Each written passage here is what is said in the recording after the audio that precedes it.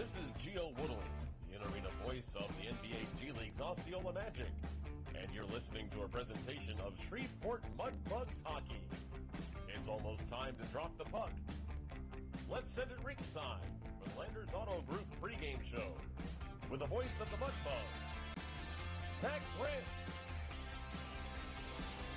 Tough night for the Bugs in Game 1 of this weekend, but tonight it's the shot at redemption, and the Bugs, who have faced adversity all season long, have a chance to overcome it once more as we close out the first weekend of the road trip in Corpus Christi. On this Saturday night, live from the Hilliard Center in Corpus Christi, Texas, Mudbugs hockey is on the air. Good evening, everyone. Thanks for joining us. I'm Zach Grant alongside Duncan Welker, and welcome into the Mudbugs warm-up show driven by Landers Dodge, Jeep, Chrysler, Ram, and Fiat.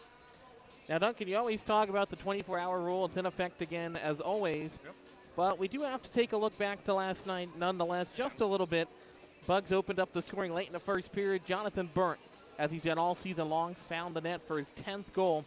Semengo and Tremblay got the assist on that one. And, I think what just more so gets overlooked in anything is both Joey and Willie making the play happen to even force that turnover that got onto the stick of Johnny Burnt. And as for that 24-hour rule, I actually got that from legendary coach Nick Saban. Of course, LSU fans love him, and they also hate him depending on what year they came into existence. But nonetheless, of course, a scoreless second period then brought us later on into the third, which, how do I put this nicely, went off the rails a little bit for us, and unfortunately 3 unanswered Ice Ray goals, including 2 on the power play, unfortunately sealed the deal and allowed the Ice Rays to take the victory.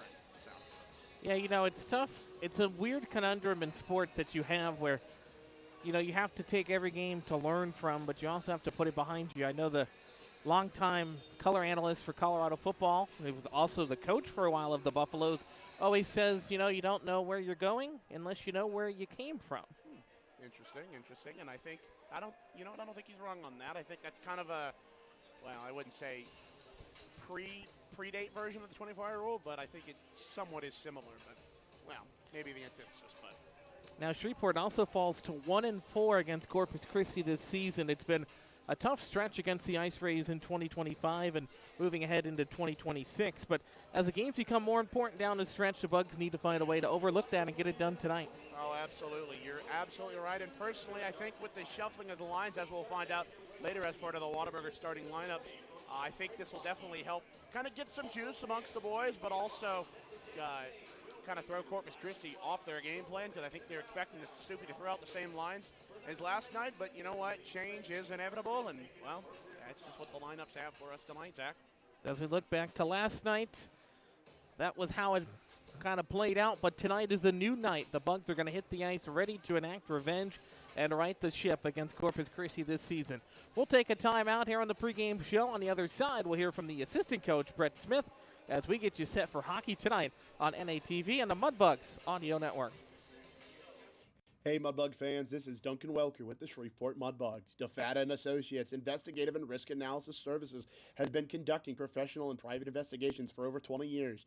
They offer both a full range of services to both businesses and individuals. Whether you need an investigator for a personal matter like a child custody case or suspect an internal theft problem within your business, DeFata & Associates can get you the information you need. Call Jerry and the team today at 318-635-9944 to talk about your case, or visit them online at defatapi.com.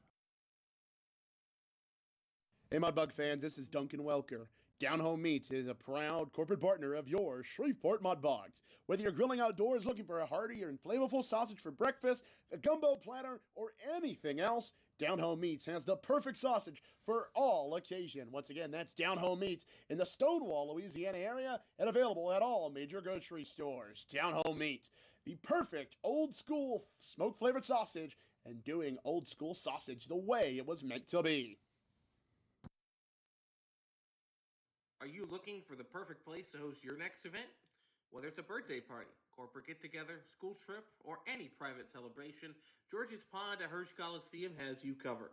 From ice-level excitement to unforgettable memories, your group will have an experience like never before.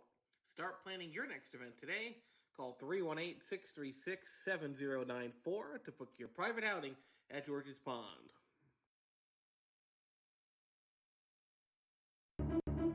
For those that have fallen, I say get up. For those that are asleep, I say wake up. For those that are seated, I say rise. It is time. The world needs what we possess. The only hope for a dark world is the light of Jesus Christ. Let your light so shine. Thank you for tuning in to this Word of God Ministries message.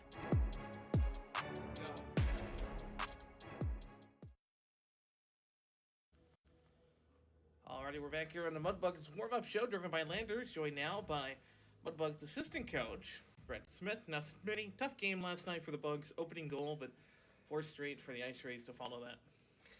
Yeah, obviously not the result we wanted coming off of a pretty strong weekend last weekend against New Mexico, but it is what it is, and we have to put it behind us and be ready for a big 60 minutes tonight and come out with a much better effort overall.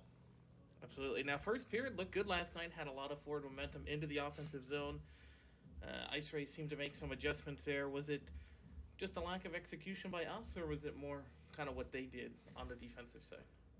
No, I don't think so. I mean, we didn't get enough pucks to the net. I mean, the one goal we got, we just threw it at the net. I still actually don't know how it found a way into the back, but that's what you need to do to be successful, is throw pucks to the net, look for rebounds, win battles in front of the net, win battles in the corner, and just overall from one end to the other, we didn't compete hard enough and win those stick battles, win the positioning battles, and that's not how you're going to win hockey games, and our team, for it to be successful, has to win those games or those battles everywhere on the ice.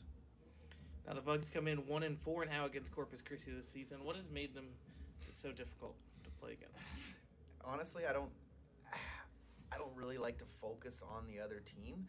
I don't think we've had one real Mudbugs effort against these guys, and why that is the case, I don't know. And now, not taking anything away from them, they have a good team, they have good goaltending, they're fast, they move the puck well. They play a tough game, but I could watch back those 5 games, and I don't think we've had a solid effort complete 60 minutes, and that's what we need tonight if we want to come out on top.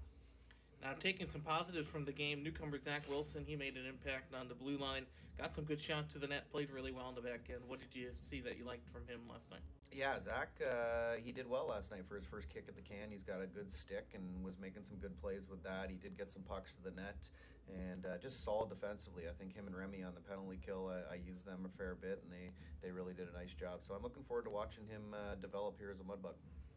Ethan Phillips was in net last night, had some nice saves, had those 1 or 2 that he probably wants back as well, but overall a good night, especially in that second period, in that little barrage there from the Ice Rays. Yeah, I like what Ethan brings to the table as well. I think he battles hard in there, and yeah, every night probably if one gets by you, the goalies want them back, but we also scored 1 goal, and how many times is 1 goal going to win you a hockey game? And last time I checked, it's not that many, so I don't put much fault on him at all, and I'd throw him right back in there if I needed to, but obviously we got Haji going tonight. We got all the confidence in the world in him and Ethan, and we got to be ready to go.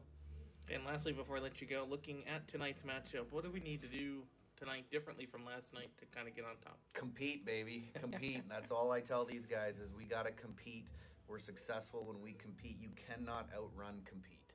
And if our compete level is not top-notch and everything that we've got, we are not skilled enough, and that's not a shot at these guys because they do have skill, and I love the skill that they have, but if they don't compete, if they don't win races, if they don't win battles, if they don't finish hits, and it sounds cliche, but it's old-school hockey, and that's the way you need to win hockey games. We're not highlight reel YouTube guys that we're going to do every single night. We're going to battle our butts off and try our best to win hockey games, and that's what we need to do tonight. All right, well, thanks, Smitty, for your time. Good luck tonight. Thank you, sir. We'll be back in a moment on the Mudbugs warm-up show, driven by Landers. Hey, Mudbug fans, if you're looking for the perfect spot for a birthday party, corporate event, school trip, or any other private outing, just call us at George's Pond here at Hirsch Coliseum at 318-636-7094 to book your event today. Once again, that's 318-636-7094 here at George's Pond inside Hirsch Coliseum. Hey, Mudbug fans, this is Duncan Welker with the Shreveport Mudbugs. DeFata and Associates Investigative and Risk Analysis Services has been conducting professional and private investigations for over 20 years. They offer both a full range of services to both businesses and individuals. Whether you need an investigator for a personal matter like a child custody case or suspect an internal theft problem within your business, DeFata and Associates can get you the information you need. Call Jerry and the team today at 318-635-9944 to talk about your case or visit them online at defatapi.com. Back here in Corpus Christi, the Mudbugs warm-up show driven by Landers Dodge, Jeep Chrysler Ram and Fiat rolls on tonight. Zach Grant, Duncan Welker will get back to more about our game tonight. But first, let's go ahead and take a trip around the NAHL South Division and our out-of-town scoreboard. Of course, Zach, and right now there's no ongoing games, at least in the South Division, as of this moment, as the rest of the games in the division are getting started. Of course, Lone Star and Amarillo getting ready to get underway. Odessa, New Mexico as well, and then Oklahoma and El Paso, who the Mudbugs will see next week there in El Paso, do not start until 7 p.m. Mountain Time. Always a fun time difference and all that fun stuff. But as for the rest of the league, New Hampshire 4, Elmira 3, Rochester 2, Maryland 1, Maine, the Nordiques 2, New Jersey, the Titans 1, Northeast, the Generals 1 over the Philadelphia Rebels with Goose Egg on their scoring front. Bismarck, same thing, 1-0 over the St. Cloud Norsemen. And Austin and Watertown are just getting ready to get underway, as well as North Iowa and Aberdeen, as well as Chippewa and Minnesota, the Wilderness, and Minnesota, the Mallards, and the Minot Minotauros. And, of course, one other game left on the NAHL docket is the Janesville Jets taking on the Fairbanks Ice Dogs. Now let's take a look at those South Division standings. Meanwhile, Lone Star, of course, they are still in first place at 24-6, 1-3 at 52 points on the year so far. New Mexico sitting at 20-13, 2-1, 43 points. El Paso at 18-13, 1-3, 40 points there. Your Mudbugs sit in fourth, 15-13, 3-3, 36 points. Corpus Christi, meanwhile, they're moving on up, 16-15, 3-0. They sit at 35 points, so tonight is going to really determine that fourth place slot, really. And of course, Oklahoma 16-14, 1-1, 34. Odessa 13-14, 3-2, sitting at 31 points in seventh. And of course, Amarillo 14-18, 0-1, 29 points on the year. Of course, that is it for the standings. In the meanwhile, of course, now it is time for your Morrison DeWitt injury report. Only 2 injuries to report as of note. Well, actually 3, rather. One to Vincent DiUlio, an undisclosed injury came late as of yesterday. Actually, I had failed to mention that, but Vincent DiUlio with an undisclosed injury missed last night. He will be missing tonight as well as, of course, Carter McKay as well. But as for your healthy scratches, David Duke Earhart, Nandor Polonier, and of course, Jack Baith, who joined the Mudbugs on the road trip, as well as the aforementioned Vinny DiUlio, who's not a healthy scratch, so I had to get that off my list. But now, ladies and gentlemen, it is time for your Whataburger starting lineup presented by our friends at Whataburger. Whataburger, just like you like it. First for these Corpus Christi Ice Rays at the left wing, number 12, James Chase. At center, number 6, Johnny Marunia. And at the right wing, number 16, Easton Swift. And at the left defense, number 55, Sam Troutwine. At the right defense, number 9, Nick Evans. And getting the start once again for the Corpus Christi Ice Rays in net is number 35, Xander Michelli. Now, ladies and gentlemen, it is time for your Shreveport Mudbugs Whataburger starting lineup. At the left wing from Webster, New York, number 37, Jason Simons. At center from Sault Ste. Marie, Michigan, number 23, Evelyn Hoagland. At the right wing from Havertown, Pennsylvania, number 36, Joe Semenko. At the left defense from Finland Falls, Ontario, number 29, the newcomer, Zach Wilson. And at the right defense from Wheaton, Illinois, number 4, Johnny Burt. And getting the start in net tonight for your Shreveport Mudbugs, the Gormley, Ontario native, and the Dartmouth commit, number 31, Tyler Hodges. Of course, your Mudbugs are led by head coach Jason Zuby Campbell. Assistant coach is Brett Smith. Willis Knight and athletic trainer is Hunter Robinson. And, of course, your head equipment manager is Billy T. Welker. As for the Corpus Christi Ice Rays, who coaching staff I had forgotten to mention. Of course, their head coach is Kevin St. Jacques. Assistant coach is Phil Oberlin. Athletic trainer is David Sanchez. And, of course, their head equipment manager is Mike Kwasnowski. Had the mispronunciation name on that last night. Of course, now both teams are coming out onto the ice. That is it for your Whataburger starting lineup. Brought to you by our friends at Whataburger. Whataburger, just like you like it. Now, Zach, both teams are coming out onto the ice here, and Mudbugs got their helmet on top of the bench, as is tradition, both at home and on the road. Of course, excuse me, I lost my train of thought there just for the moment, but now both teams are getting ready, and of course now the ceremonial puck drop will be coming up shortly here in Corpus, and that's something I found interesting, Zach. A lot of teams will do the ceremonial puck drop before the national anthem, which I'll admit saves us some time a little bit on this broadcast, but of course it keeps the flow of the game, I think, nicely. Wouldn't you agree a little bit? I agree, yeah. You know, with basketball as well, you kind of have that anthem, then they do the introductions, and you have all that time that you're just sitting. Like, you get all hyped up, you're ready to come out and play, and then you got to sit. So I like doing it before the anthem for sure. Absolutely. And of course, now, ladies and gentlemen, wherever you may be, please rise as we honor America and those who serve this great country at home and abroad. It's time for the national anthem. Thank you for every family and every church that's represented here tonight. We just pray your blessing over them. Thank you for this wonderful organization. Hey, Mudbug fans, this is Duncan Welker with the Shreveport Mudbugs. DeFata and Associates Investigative and Risk Analysis Services has been conducting professional and private investigations for over 20 years. They offer both a full range of services to both businesses and individuals. Whether you need an investigator for a personal matter like a child custody case or suspect an internal theft problem within your business, DeFata and Associates can get you the information you need. Call Jerry and the team today at 318-635-9944 to talk about your case, or visit them online at defatapi.com. Hey, Mudbug fans, this is Duncan Welker. Down Home Meats is a proud corporate partner of your Shreveport Mudbugs. Whether you're grilling outdoors looking for a hearty and flavorful sausage for breakfast, a gumbo platter, or anything else, Down Home Meats has the perfect sausage for all occasion. Once again, that's Down Home Meats in the Stonewall, Louisiana area, and available at all major grocery stores. Down Home Meats, the perfect old school smoke-flavored sausage, and doing old school sausage the way it was meant to be. For those that have fallen, I say get up. For those that are asleep, I say wake up. For those that are seated, I say rise. It is time. The world needs what we possess. The only hope for a dark world is the light of Jesus Christ. Let your light so shine. Thank you for tuning in to this Word of God Ministries message.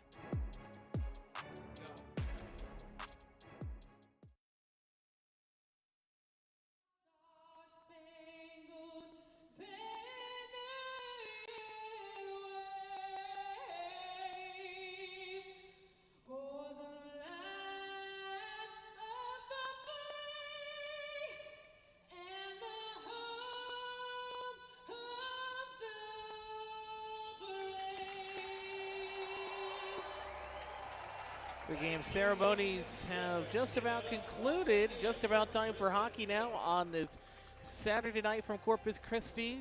The Ice Rays have won 3 straight, Duncan. The Bugs, after last night, had their winning streak snapped. They've struggled against Corpus Christi this year. They got to find a way to break out here tonight. Oh, they absolutely do. And I think one of the main things that both Coach Soupy and Coach Smitty have said, finish the checks, create chaos, go towards the net, and it's blunt, but it's obvious, and it's something that these Bugs need to get going here and just keep the pressure on. Honestly, I would say don't take the foot off the gas, but I think foot on the gas is what we need right now, Zach, you know? Absolutely, yeah. We'll see how things go out. We talked about it in the first period last night. You had the high-paced offense that kind of slowed down a little bit. Ice Rays did a great job defending the blue line, not allowing us to get that space into the zone. So that'll be a big thing. We'll see if that continues tonight or if the game plan switches up along with the lines like we saw. Oh, I 100% think these Mudbugs are, especially with the changed lines, are definitely going to look towards a bit of a mixed game plan. I say mixed game plan because they want to keep a little bit of what works, but also keep, or rather change, what doesn't. And of course, uniforms tonight. Mudbugs are still wearing those white and red jerseys. Bugs on the front, fleur-de-lis on the bottom. Both teams up onto the feet. Corpus Christi wearing the black jerseys with the red shoulders. And of course, now everybody here in the Hilliard Center making noise. Of course, there is some Mudbug fans in the building. We talked to some just before we got on the air. Of course, the Muellers came by and said hello to us. They're good people. Puck now is getting ready to drop underway. Zach? Here we go. Game number 35 of the season is underway as John Burns slaps it into the offensive end. Played out by Corpus Christi. Wilson doesn't corral it cleanly. Goes for Alex Hoagland. Evan Hoagland, I love calling him Alex. So far this season, up ahead for Burnt and over the line right side. Will backhand it in. Sends it towards the net, and he'll go back out to center. Ice Rays started up. Just about 30 seconds expired here in the opening period. Off rolling around as Hoagland will wrap it around the boards. Back to the near side. John Burnt into the left corner. Defensive end. Wraps it back for Wilson. Wilson below the goal line. Takes a check. Has the puck. He'll wrap it around the end wall, but it's played now as Nick Evans gets his first touch. He had a big game last night for Corpus Christi. And a turn and fire that time to get it just out of the zone. Ice Rays will backhand it in. It's the former Bunk, Parishka with it. Wraps it around the boards. Picked up again by Burnt. He's gotten a lot of ice time this weekend. And he's got the opening minute or so here out on the ice. Puck sent back to the blue line and over the stick and all the way out to center ice as it's tracked back down by Zabergadov. Turned over. Bugs get it into the offensive end. Ice Rays control back of their own net, though. Below the goal line again, it's picked up by Zabergadov. Minute 15 seconds in. No shots on goal quite yet. Well, sorry about that. I misjudged the timing there. But hopefully the shots on goal counter is a little more accurate than it was last night. Of course, as the Ice Rays were able to get into the zone here. But absolutely. Here's Roberts up the near wing and over the line. Walks down the slot. Lost the puck off the edge of his stick. Nice poke check for the Ice Rays. Sakriski picks it back up. Loses a little bit of balance there, and the Ice Rays will try to flip it out of the zone. Goes off the chest of Chase Sakriski. And it's batted around just above the goal line. Picked back up by the Bugs. Offensive end. Quick shot there on a one-timer from the left point. Is turned aside and sent all the way down. This will be an icing.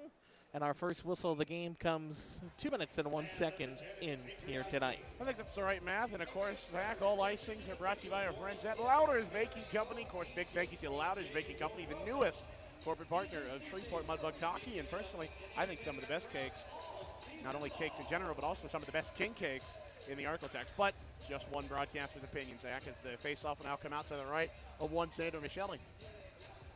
Offensive zone draw for the Bugs. The wingers jump, so we'll be suspended here for a moment. Now we've gone back to hockey action. Just over 2 minutes gone. Up the middle of the ice, it's Parishka. Walks down the slot, feeds it off to the right circle. A shot there got redirected in front. Might have gone for the crossed ice pass. Another chance there, but it's broken up by the Bugs. Started up by Owen Case. Owen Case had an interesting geography challenge going to lunch today, Duncan. You were not there for that. We'll get into that a little bit later as the Bugs control wrapped up the boards. But it's intercepted by the Ice Rays out of their own zone. They'll break it out. It's Obstfelder. Didn't call his name too much last night. Gets a shot on goal there from the blue line. And going back on defense was Skuritov. He had the puck right in his skates. Might have had a scoring chance, but now the Bugs break it out. Griner swings it over. Dumped in by Barrett. Getting some more action here tonight after being back in the lineup for the first time. You talked to him. We'll hear from them in the first intermission. Just about 3 minutes gone here in the opening period. Ice Rays settle it down back of the net, moving right to left in the opening frame. Back to the near side. It's Richard with it. Richard will send it in for the blue line. Intercepted by the Bugs. They try the headman pass. It's tipped, so icing waved off. And we roll on here. 16:50 to go in the first period. No score. Only one shot on goal thus far. It's gone the way of Corpus Christi. The Ice Rays trying to work out of the defensive end. Bugs with some good pressure here in the offensive zone. It's controlled by Tremblay. Left circle. Bottom of the circle sends a shot. That's stopped. Tied up along the wall. Tremblay still whacking at it. He's got some help as well as Lopez Corsi back in the lineup tonight. Here's Wolf Talby, right point. Whiffs on a shot, corrals it again, but it's eventually banked off the glass. But it takes a weird hop, and Tremblay's got it in the slot down to the hash marks. Tried to send one out the net, but now it's a headman pass the other way. Icing is waved off. Chucky Norris got his first ever NAHL goal last night and had a great scoring chance there, but it's denied. Good pace of this game early on. Semengo through the center circle. Gets it into the offensive end, but the Ice Rays force a turnover right there at the blue as it's picked back up by Sinani now. Sinani down the middle, off to the right, broken up, back of the net. 15:52 to go, wrapped around the boards again. Now the near half wall. Tied up along, Bugs get it. Flipped out to the blue line, chipped in and held in by Corpus Christi just barely. John Burnt, the lone goal scorer for the Bugs last night, has the puck. Given away right in front. Hodges sprawls to his right. Great kick save. The net comes off, and that'll bring us to a whistle with 15:35. Oh, what an excellent sprawl, though. I mean, granted, he knocked the net off, but even still, I think he made the save. He was able to at least get it, at least negate that scoring chance by Corpus Christi there. And, of course, as the stick breaks, but, you know, what matters is, though, is that the puck is kept out of the back of the net, and Tyler Hodges just making an excellent, at least, save opportunity, whether the net came up the mooring first or he got his pad on the puck. Either way, good stuff there from Tyler Hodges. Tyler Hodges gets the start. 11-7, 2-3. He's got a 2.62 goals against, 910 save percentage. He's been really the starter thus far, though Ethan Phillips has had plenty of opportunity. This one's going to go down for icing. Now, I kind of alluded to it when Owen Case was out there. So we're coming back from lunch at everybody's favorite spot of choice, Chipotle. And I don't know how it started. Ty Easton and Owen came up the steps together, and Ty's like, you need to name 3 provinces in Canada. And Owen looks at him like, huh? And he couldn't do it, by the way. But so they were giving him a little heck about that, all the Canadians on the team. Well, that's be all right. And for those of you who don't know, provinces are basically counties, parishes, what have you. But we come into a whistle, and it looks like there'll be a penalty coming up against the Bugs. That's going to be a holding call there on Simon. So the penalty kill, which saw a lot of action late in the game, is going to get an early start tonight, just not even 5 minutes into the first. Yeah, that first choice personnel penalty kill for the Mudbugs have been shining, but it's been a, how do I put this, unnecessary shining, I guess. On one hand, it's great to have a good penalty kill, but on the other hand, you want to stay out of the box, Zach, and that's one thing every player on this team agrees with, coaching staff agrees with. Honestly, I think even the folks back in the front office agree with that. Stay out of the box, but you know what? We'll see this first choice personnel penalty kill go to work. D-zone draw, tied up for the wall. Remy Pusateri tracks it down. He's appeared in all but one game thus far this season. Here's a shot from the right circle. That one's blocked. On the half wall, back up to the blue line, held in by Evans. Evans fires a drive. That one got deflected. I think Hodges got a piece of it as well. Into the right corner it goes, back up top for Corpus Christi on the power play for another 30 seconds. Centering feed there from the high slot is pucked out of play. That'll draw a whistle. 14:48 left in the first and 1:35 left on the kill for the Bugs. Good awareness there by Tyler Hodges to make sure that puck gets up and into the netting to stop play. Obviously, 1:35 left in that Simons holding penalty. Of course, 14:48 on the clock as the faceoff will come out to the right of the aforementioned Tyler Hodges. Of course, Barichka will take the faceoff there. It looks like against, I believe that is Jeremiah Roberts. Nope, that is Liam Wolf-Talby. Sorry, the 2 and the top of the 5 look like a 6 there, but nonetheless. Yeah. Absolutely, and he gets thrown out of the draw now as well. So now it's Griner who comes in to take it. Easton Swift, you saw on the replay there, Duncan, and for those of you watching on NATV, Easton Swift was waiting there to try to tip it. That was the Ice Raids game plan last night. It continues, but the Bugs work it out of the zone. Evans will have to track it all the way back below his own goal line. 1:20 to go on the power play for the Ice Raids. Corpus Christi brings it up, in over the line. Left circle, big drive there from Tebow coming off the bench. Back up top, here's Parichka again, fired one through traffic, rebound, tipped in front, the net comes off again, and now a scramble right in front as Reed felt the contact in the back. Of course, his own teammate pushed the Ice Ray into him, but the linesman step in, that'll draw a whistle. But last night, Duncan, it was the net to our right, and now it seems to be the net to our left tonight. Well, I'll say that then the only reason it's been to the net to our left is just because that's seen the most action. And, I mean, it's blunt, yes, but obviously I think the more action that the Mudbugs get down there on the net to our right there, of course, where Xander Micheli is, you'll see it come off the morning. But, again, that's just a prediction, so we'll have to find out that later as the faceoff will go to the left of Tyler Hodges this time. But as I say that, Zenani gets kicked out. And, of course, now Laurie will come in. So we had Swift and Wolf-Talby. They both went off the bench. They were jawing at each other. Tensions flaring. That one came out. That's going to be an offside whistle. That'll stop time. Now, Wolf-Talby, he's been a very consistent player for the Bugs. He's played in 32 games thus far. But his last goal, before he got the one last week, was all the way back in October. But he might not have been on the score sheet all that much, but he's been a consistent player in the lineup. Oh, he really has. You know, been generating chances, getting assists, and I think that's the biggest thing is you can't get on the score sheet. Like I said, blunt statement, but sometimes blunt statements are the best.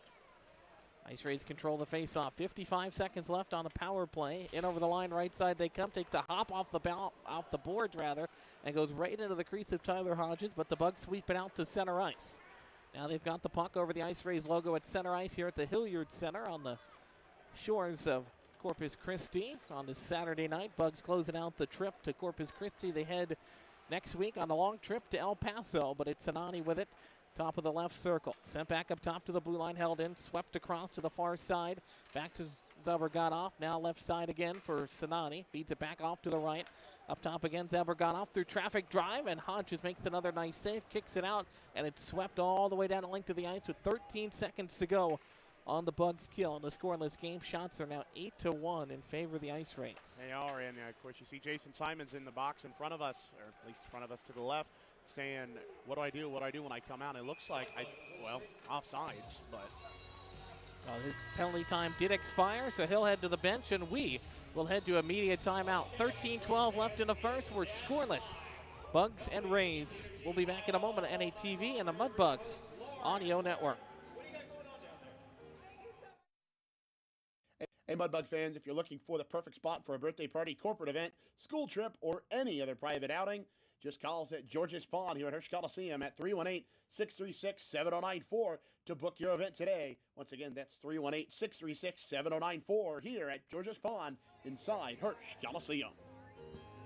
Right back here, 13-12 left in the first period. We're scoreless as the penalty to Simons is over. By the way, we got so caught up in the game that we forgot to remind you that the first period tonight brought to you by Advanced Air Conditioning and Heating, offering installations, repairs, and maintenance for homes and businesses in the area. Log on to advancedac.com. That's advancedac.com. I'd also like to remind you that Mudbugs Hockey is brought to you as always by our friends at Sonic Drive-In. This is how we Sonic. 13-12 left, opening period. Face off at center ice after the Ice Rays offside.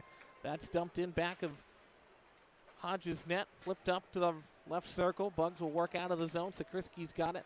Loses the puck at center. Brought back in by Corpus Christi. A shot there is stopped by Hodges. He'll turn it over to the wall. Picked up by Evan Adams. Back of the cage. Flips it over for Grayson Gerhard. They'll play catch behind the net, and Gerhard will flip it out of the zone. Not going to be enough to be icing as it's touched at the Ice Ray blue line. And shots 9-1 thus far. And Bugs have not had much offensive zone pressure other than that first 30 seconds ago. Brought in again. It's Obstfelder for the Ice Rays. Ties up Adams back of the net. Gets some help. They're whacking at each other back of the net. Picked up by Sakriski. He works up the far half wall at his own blue line. Tries to feed it out. Tried to split the D. And he's gonna draw a penalty as well. Slashing the call. And the Bugs, who desperately need some offensive zone time, are going to head to the man advantage, Duncan. Oh, that's a good thing there by Jason Christi to draw the penalty in. Admittedly, and this is going to sound really, maybe not the best sounding, but I will say Jason Christi's size is able to draw him that penalty because, people misjudge him on his size, and, they whack at him not thinking, oh, it's not going to do anything. Well, it did something there, and the Mudbugs going to go on that Scott Powerline power play first of the night. And, of course, number 17, Chase Naring, will sit in the box for 2 minutes. So Semengo going to take the draw. He's played in all games thus far. He has 15 assists, which leads the Mudbugs this season. Also has a trio of multi-point games. They'd love to see him get back in the goal column. Here's Adams. Feeds it right side. Sent back across. Left circle. Drive from Hoagland. That one's blocked in front. And the Ice Rays will flip it all the way down the ice. So good shot there to start off the power play. Now the Bugs have to track it down as it's picked up by Adams. He'll start off to the right of the net, flips it off to the right wall for Hoagland. Hoagland across the blue line, chips it in, into the corner it goes. Parishko will wrap it around the board. Semengo got a stick on it, but it goes over the stick of the point man Adams and all the way down. Hodges out to play it to his left. Now has to play some defense, almost turned it over there. Picked back up by Semengo. He'll flip it to the middle. Bugs up the center of the ice. Jasser flings it off to the right side for Hoagland. Back of the net, Jasser in a foot race for it. Ice Rays are going to win it. 50 seconds gone on the kill for them, but it's all the way down again. Yeah, I know. That's one of the biggest things I saw. And right down in front of us, Richard and Jonah Jasser going at it. Jasser with a verbal yap back at him. And Richard was a little bit of a yapper last night at the end of the game as Roberts comes in. Nice move there from Jeremiah Roberts. Of course, the power play line's very speedy, but the biggest thing is just got to find the effectiveness. So Gerhard's got a bottom of the right circle. Feeds up top for Bart. That got tipped. And the crowd likes a hit on Gerhard there as he tried to clear it out of the zone. He gets it back. Left side, lefty stick from the blue line. Sends one towards the net. Bounces free to Roberts along the half wall. He'll one time it. Tried to feed it for the tip for Simon. It goes off his stick, then off the post and out of play. So we'll get a face-off with 30 seconds left on the Bugs power play. Yeah, well, that tip went out of the playing surface and actually it hit the little actually just hit the wall straight up there. So, and I found out something. Of course, there's no netting on this side on the side where the Bugs shoot twice, but that's only because they have that velvet wall there. As Jason Christi will take the face-off to the left of Michele. 30 seconds left on the power play here. We await in suspense. Now the puck is down in the corner. It goes wrapped around the board by Troutwine. He had the go-ahead and eventual game-winning goal last night in the Bugs loss to Corpus Christi, but they're coming out for some revenge tonight as it's picked up by John Burton. Flip it off to the right for Roberts. Roberts gaining speed into the offensive end, down to the bottom of the circle. Tried to hit the trailer. Simon goes wide of his stick and all the way down. And the Bugs just have not gotten those passes to connect this weekend. Flipped up by Burt. Gerhard touches it ahead. He'll go off for a change. Icing is waved off, and it's a successful kill for the Ice Raids as that Bugs power play, especially this weekend, has struggled, but they bring it in over the line left side. Controlled for a moment by Lopez Corsi getting the start tonight, but that one's taken away. He's appeared in 14 games. Joined us in the middle of the season. Up ahead comes the Ice Raid. A big shot there from the right circle is blocked. Rebound in the crease. Hodges sprawls to his right, and then I think the net came off again. It did, but Lopez Corsi, as I mentioned, he joined us later in the season. He has points in 2 games, although he has 3 points total, but coming, of course, from Spain. He had that career-high year in 2022, 32 points in U18 over in Spain. All right, well, you know what? I always forget that hockey in other countries is just now well, I say now, but hockey is flourishing in other countries, and that's a great thing, just like we said last night. Hockey flourishing here in the South as the face-off will get drawn back to Richard of the Ice Rays. A big drive there from Richard. One time off the draw. We'll do it again from the same spot in the left circle. 9:47 left, first period. No score in Corpus Christi. Closing out again, the Bugs will hit the road once again next weekend against El Paso before coming back home to face off our good friends, the Lone Star Brahmins. Yep, with Dan Walfong there, but first we got to go down to the West Texas town of El Paso. Zach? Bugs control the face-off D-zone. Reed spun off the puck, back of the cage. Give away, right in front, they score. The Ice Rays take the 1-0 lead. They're on the board first. The 13th shot is to charm. And I get it past Tyler Hodges for a goal. Yeah, Justin Tebow was able to just post up in front and throw it right past Tyler Hodges. And, well, we talked about it last night. Their game plan, at least Corpus Christi's, was to just wait and hold, and it seems to have worked tonight as we look at the big board in front of us. The pass in the shot, waiting directly, almost right in front of him, just leads it right to that Corpus Christi goal. Looks like Andre Pritchka might get the assist on that. We'll have to find out the full stat line here in a minute, but that's the biggest thing, is just he was waiting in the post and just, I say in the post, but you know what I mean. Well, it works. It did. It does work. The slot and the post are very similar, I suppose, in more ways than one, but the Ice Rays out in front now. The Bugs scored first last night. That didn't go too well, so hopefully we'll have the same fortune. But here come the Ice Rays down the slot. They score. It's 2 goals in 20 seconds, and the Rays are up 2-0. I hate to sound like a negative Nancy, but that was just a bad turnover from Zach Wilson. Had a stick on it and just turned it right on over there to looks like Marunia. It is Marunia, and it's just not a great opportunity there. So Maruna scores. That's his 10th goal of the season. He's their leading points man now, has 23 points thus far, and things are going from bad to worse here tonight. You get their first goal was set up nicely, as you mentioned, Duncan, and then that goal, just a bad giveaway. Yeah, and unfortunately, sometimes that's the unfortunate beauty of, well, I say unfortunate in our case, but the unfortunate beauty of hockey, as the Ice Rays do win that faceoff, it'll go back deep into their zone. Foot race forward, back of the Ice Rays net, flipped up the wall. Owen Case, and we got a delayed call upcoming, and the Bugs are going to head back to the main advantage. So now, after giving up those 2 goals, this power play becomes super important for the Bugs. Absolutely it does. It not only becomes absolutely important, but it just becomes crucial at this stage of the game. I mean, granted, it's the first period. There's a ton of hockey left, but you have to think it's crucial at this point. And, of course, as Sam Troutline will go into the box there, it just becomes crucial for this Mudbugs team to, again, create chances, create chaos. Throw it, baby. Just got to get it on. So here we go, offensive zone face-off. So Christi in to take it as the linesmen are trying to get everything taken away. It looks like Maruna's going to go off to the locker room. We'll have to find out exactly what the intro. Oh, well, looks like. Yeah, well, nothing reported here on NAHL.com, but we'll have to find out later on in the intermission or what have you. What happens as the Ice Rays do win that face-off, unfortunately, but the Mudbugs are able to regather it. And Gerhard's got it wrapped around the wall, right point. Bugs trying to work it free. Their first power play unsuccessful to get it into open ice. Tried to hit Sakriski walking down Main Street, but that's turned aside. Flip back of the cage.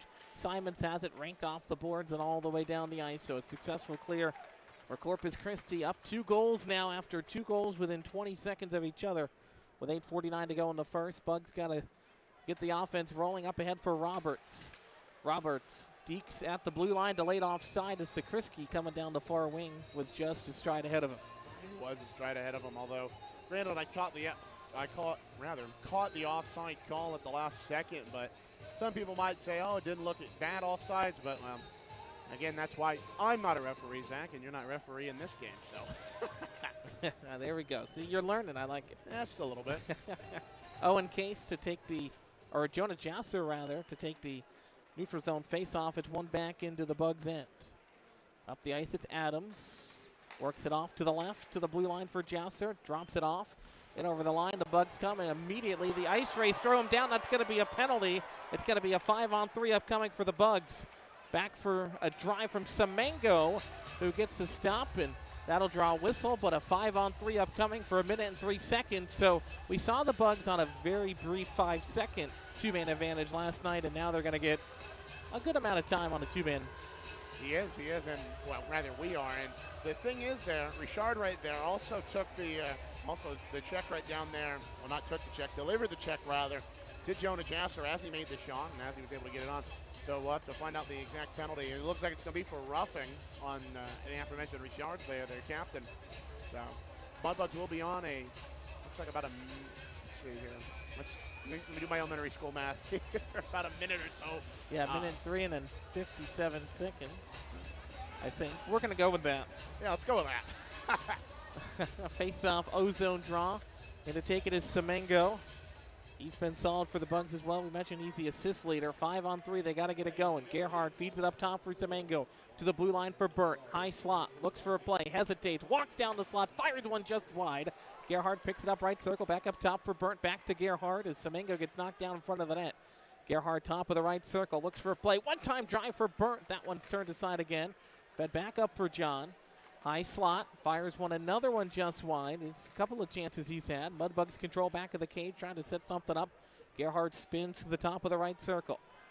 Moves towards the slot. Big drive there is stopped again. Ice Rays trying to poke it out, and they do so successfully, but that was a good 40 seconds for the Bugs in the offensive end there. As it's played up quickly by Tyler Hodges. He gives it for Grayson Gerhard in front of the penalty boxes. He'll drop it off for Byrne at the center logo. Now over the line is Hoagland. Drops it off Semengo. Feeds it to Roberts. And his one-time blast from the top of the slot is just lifted up over top the net. Gets it right back, though, at the blue line for Byrne again, right point. Looks for it. Drops it off to the left for Gerhard. Gerhard drives again, and another stop. And Maselli has just been great for Corpus Christi this weekend. He has, and he just was able to corral that in as the first penalty expired there for Corpus Christi. But now the thing is, you got 54 seconds left on the 5-on-4 Scott Powerline power play. And again, we sound like a broken record, but it's the truth. Crucial power play, and I don't think we can say it anymore, but we probably will say it a few more times at least. Yeah, I mean, it's only like you said, it's only not even barely past the midway point of the first, but you give up the 2 quick goals, then you get a 5-on-3. If you don't score, that's really a momentum giver to Corpus Christi as the Ice Rays win the face-off. Trying to clear it out. It's held in, though, by Griner, putting his body in front of the puck, tied up along the near half wall. Ice Rays get it back. Still trying to chip it out. And now they'll work back of their net, down below the goal line, wrapped around for Troutwine. He'll spin it to the middle, and it goes all the way down the ice. Adams will have to track it down. Jonah Jasser will pick it up. Jasser at his third Mudbug season. He's had a solid year as well. Brought over the line by the Bugs left side. 25 seconds to go on the 5-on-4. That one's cleared out. Another kill for Corpus Christi. And just like we saw last night on the Bugs power play, they haven't really been able to get it into the zone. If they win the faceoff, they've gotten a couple of shots like we saw in that early segment. Griner again over the line, into the bottom of the right circle. Lost the puck, gets it back in the corner, spins it off the side of the net. Back of the cage, it's played by Troutwine again. He'll lift it off the boards. Held in, nice play by the Bugs. Sent back for Griner. Griner right point, tries to rifle one, but it's blocked, and a man out of the box will pick it up. Here's Richard. He takes a hit. Crowd wants a penalty, not going to get one. As it's played back far side, this is going to be icing on the Bugs. So 0 for 2 after the 5-on-3, and then an icing right after, Duncan. Yeah, and you hate to see it, but well, honestly that's all you can really say right now. You hate to see this Mudbugs power play effort after such a great effort on Saturday night last weekend. They were firing on all cylinders. It just seems like this is a different power play unit for this Mudbugs team. And of course now. Yeah, that's just where we lay at right now. But absolutely. 6:03 left, first period. 2-0 the Ice Rays with the lead. They had those 2 goals from Tebow and Maruna just 20 seconds apart, and now Jasser. I think the Bugs tried to do a late change there, and the linesmen are not going to allow it. So Jasser back out there. Face off here to the right of Hodges. D-zone face off for the Bugs. Puck is down, 1 back to the wall by the Ice Rays. They control it, bottom of the goal line. Spinning off a check there is Perugino, flip it up to the point, held in by Corpus Christi. A shot towards that goes off the side of the cage. Rebound controlled by the Bugs, and they'll bring it up the ice with speed. We talked to Sakriski's Billet family earlier on as Griner comes in. They say offside, so that'll draw a whistle, but they talked about him, and we'll get back to that after the break as we've got a media timeout. 5:42 left, 2-0 Ice Rays on top of the Bugs.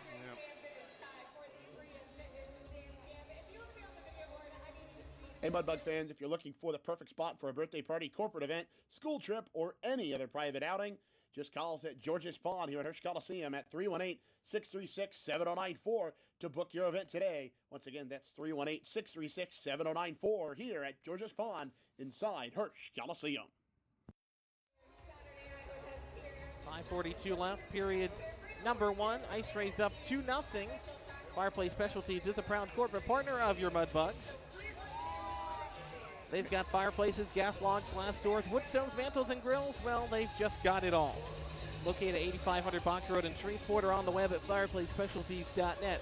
Fireplace Specialties is your fireplace headquarters. Now, as we mentioned, Duncan, before the break, we were talking with the Muellers, Chase Sakriski's Billet family, and they talked about him as a spunky young fella.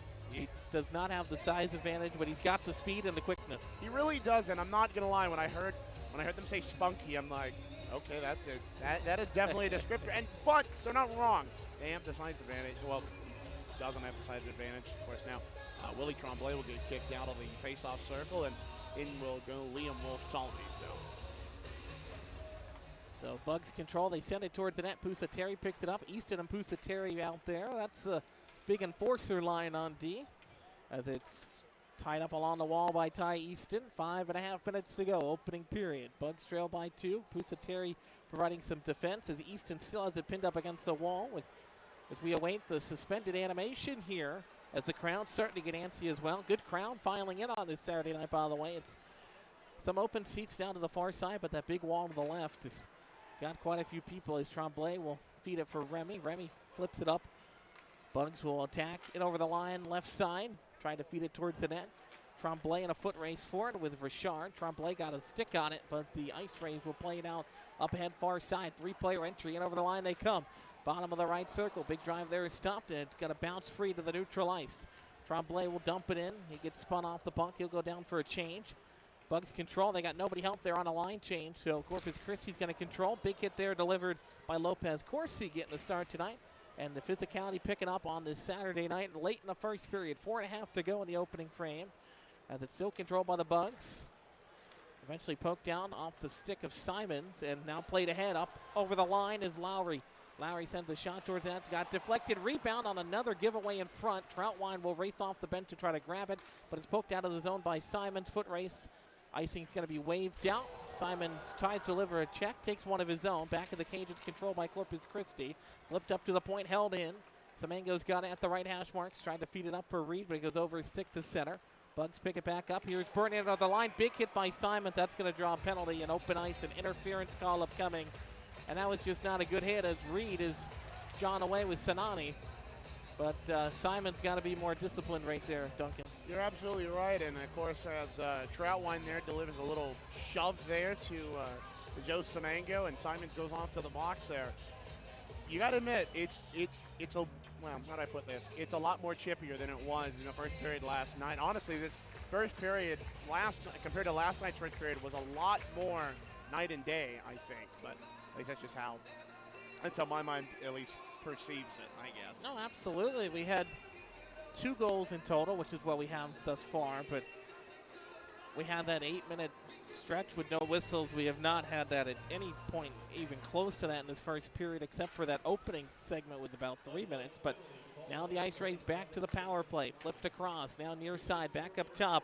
High slot, it's Evans. He drives one. That gets blockered away to the blue line. It's held in as it's chipped in deep. Ice Rays have it. Now the Bugs will clear it down, and that's their first 20 seconds into the kill. They get the clearing attempt there with 3.5 minutes to go in the opening period. Ice Rays work out of the zone right side, trying to bring it up at center. Wrap it around the boards. Foot race for it. Going to be one along the near half wall for Tebow. He's got the opening goal in this game thus far. It's tied up along the wall by Owen Case now. Case will flip it up the wall. Semengo out to center. Bugs playing down here, so they're not going for the clear. They're going for the goal. Semengo down to the hash marks, gets shoved off the puck, battling a couple of Ice Rays there. Corpus Christi's going to win the battle as he gets knocked down behind the play. Parichka flips it off to the far wall as Tebow takes a check. He got it in, though, as it's picked up by Remy. Back of the cage, he'll backhand it all the way down. Nice clear there for the veteran defenseman for the Mudbugs. Yeah, and, you know, down here to our right, Joe Semengo took that shot, and it just, well, tense and chippy. That's all I can put it as the Ice Rays turn it over just in their half of the neutral zone. And, of course, Michelli will bring it out to collect it, but Sinani will get a hold of it before. Liam Wolf-Tolby with a nice shot, though. Yeah, big hit there on Sinani, but Ice Rays control at their own blue line. They'll bring it in. Left side, onside, as Wolf-Tolby lost his stick. He'll go back out to neutral to grab it. Outlet is all the way down again. 20 seconds to go on the kill for the Bugs, as the Ice Rays will track it down back of their own net. And it looked like Liam Wolf-Tolby and the rest of the Mudbug bench, for that matter, was looking for a slashing or a hooking penalty, as, you know, it looked like some stick-on-stick contact there that led to Wolf-Tolby dropping his stick. And, of course, now you see Jason Simons once again asking, what am I going to do as soon as I come out of the box? And it looks like we'll find that answer out right now. Still controlled by the Ice Rays. Zaberganoff with a drive for the blue line. Rebound comes right in front of the post. And I think the net came off yet again. I think it did. And that helps us because Chase Lowry was waiting right on the doorstep to try to put it home after that rebound. Oh, he was. And again, we go back to that Corpus game plan of just waiting and standing there. And, well, it was going to work, but luckily, of course, the net came off the money. But also something else that was a little undervalued. Ty Easton there was able to get that stick-on-stick contact, that good stick-on-stick contact, mind you. That led to the right there. And kept Corpus from just executing that game plan of just standing and waiting there. The face-off looks like it'll come out to the right-hand side of Tyler Hodges. Borders Industrial delivering the difference for Mudbugs hockey, locally owned and operated for over 50 years, providing floor mats, uniforms, and facility services for your company. As the Bugs will play it out to center, wide on the headman pass does not connect to Jonah Jasser. Ice Rays play catch in their own zone. Flipped up the far wall. They'll bring it in over the line. Shot there. Hodges way out of his net to play it. Will make the save and hang on for a whistle with 1:35 to go in this opening period. Pretty good save there from Tyler Hodges. And you're right. He completely just came out. Looked almost a little bit like out of the blue paint if there wasn't at least one skate back. Of course, as we watch it on the big board here, number 15 for them. Of course, that is Skorodoff there. So he was almost out to the circle on that one. I know, and he just came in, he swallowed it up, and you know what? Nothing wrong with that. Any goalie will tell you that. The goalie's got to have the instinct to know when to stay in or to go out. He went out for that one. And of course, he'll be continuing his college career. As there's a shot that goes off of the crossbar. They tried to beat him stick side, and it was inches away. There's another shot. He'll turn that one aside to the right corner. Picked up by Mitchell Reed. He'll slap it around the boards. Picked up as Christi takes a check. He's out there with Roberts and Gerhard. That line was magic against New Mexico, and both head coach, or Coach Soupy Campbell and Brett Smith doing their part as well, keeping that line together as we approach the final minute here of this first period. 2-0 our score in favor of the Ice Rays. Bugs try to get it out of the zone to the blue line. It's held in. Set around the boards. Adams will provide a little bit of help for Mitchell Reed, but Reed's going to win the foot race. They'll leave it off for Adams. He works off to his right. Coming out from behind the net, flipped up for Roberts, goes off the edge of his stick, but he gets it right back. Roberts off to his left down the middle. That's going to be offside. He just couldn't corral it cleanly, and that forced the winger out ahead of the puck there, Duncan. Yeah, it really did, Zach, and it just, it's an unfortunate offside call, but it's the right call. So, with 41 seconds left, of course, we'll find out here if the Mudbugs can at least get something positive to go back to the dressing room with.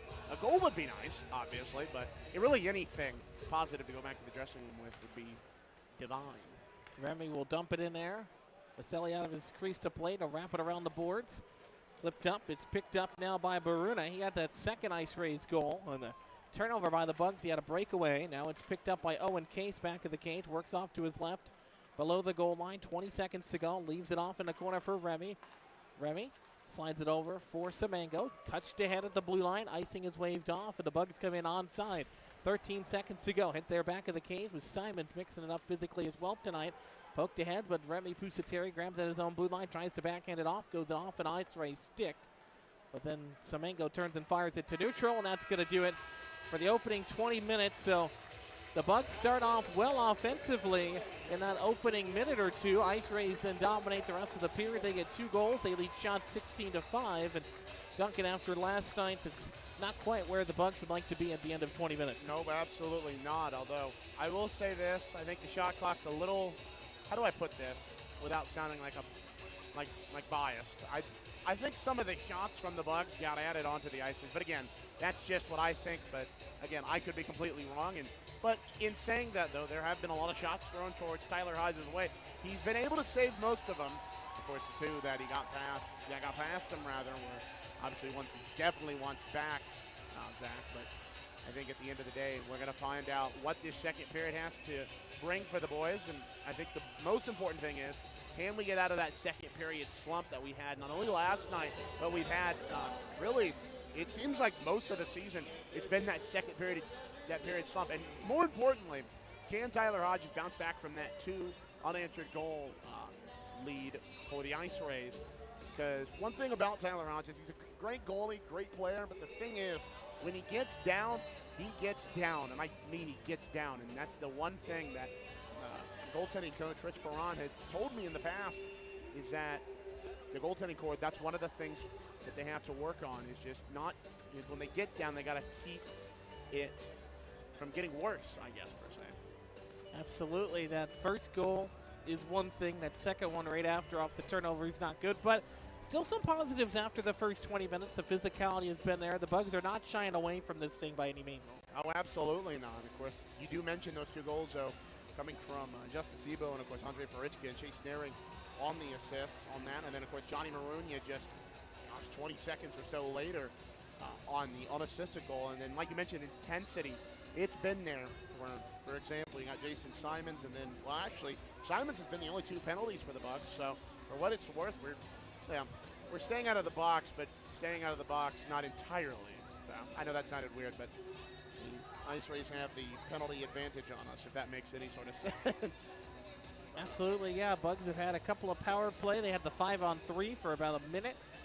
Didn't net any shots, but the penalty kill has been there as well for the Bugs. Yep, it has, and it's just been continuing that penalty kill good streak that we've talked about ad nauseum, that the coaches have talked about ad nauseum, as well as the rest of this Mudbugs roster has talked about ad nauseum. The penalty kill is where it shines, but like I've said before, it's a unnecessary shining. You want to stay out of the box, but if you do go into the box, you want to keep that penalty kill consistent as it can be. Absolutely. We'll take our first time out. The first intermission report coming up on the other side on NATV and the Mudbugs Audio Network.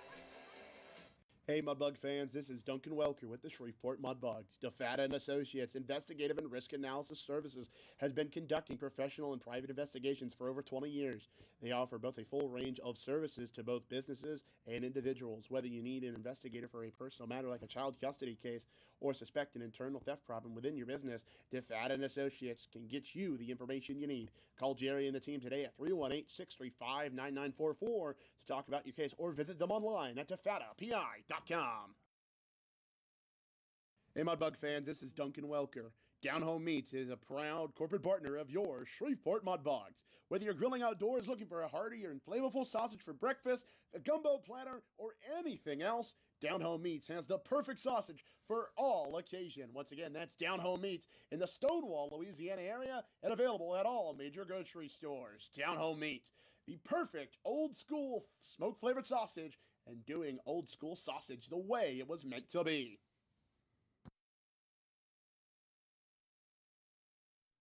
Are you looking for the perfect place to host your next event? Whether it's a birthday party, corporate get-together, school trip, or any private celebration, George's Pond at Hirsch Coliseum has you covered. From ice-level excitement to unforgettable memories, your group will have an experience like never before. Start planning your next event today. Call 318-636-7094 to book your private outing at George's Pond. First intermission report brought to you as always by the North Caddo Express Lube in Vivian, offering oil changes, inspection stickers, transmission services, and vehicle and key fob batteries. Mention the discount code MUDBUGS25 and get 10% off your service. Call 318-375-5823 for more information. 2-0 our score after the opening frame here in Corpus Christi. Bugs trying to make the comeback, but Tim Tebow, but Justin Tebow got the goal to start off the scoring. He had a goal last night as well, so he's now up to 8 goals thus far on the season. And then not even 20 seconds later, it was Maruna who again continues his point streak. He's got now 10 goals and 23 points overall for the Ice Rays this season. 2-0 is where we stand. Shots are 16-15 according to the board up here. We'll take another timeout on the other side. Duncan Welker will sit down for his first intermission interview. Still more to come. Stay with us on NATV and the Mudbugs Audio Network. Birthday party, corporate event, school trip, or any other private outing, just call us at George's Pond here at Hirsch Coliseum at 318-636-7094 to book your event today. Once again, that's 318-636-7094 here at George's Pond inside Hirsch Coliseum.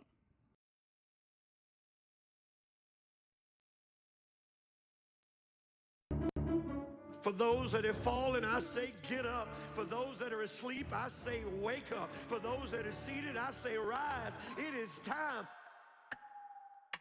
The world needs what we possess. The only hope for a dark world is the light of Jesus Christ. Let your light so shine. Thank you for tuning in to this Word of God Ministries message.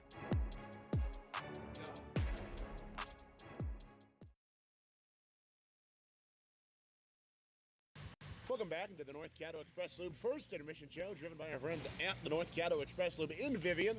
Mention the discount code MUDBUGS25 to get 10% off your order. Once again, that's MUDBUGS25 to get 10% off your order.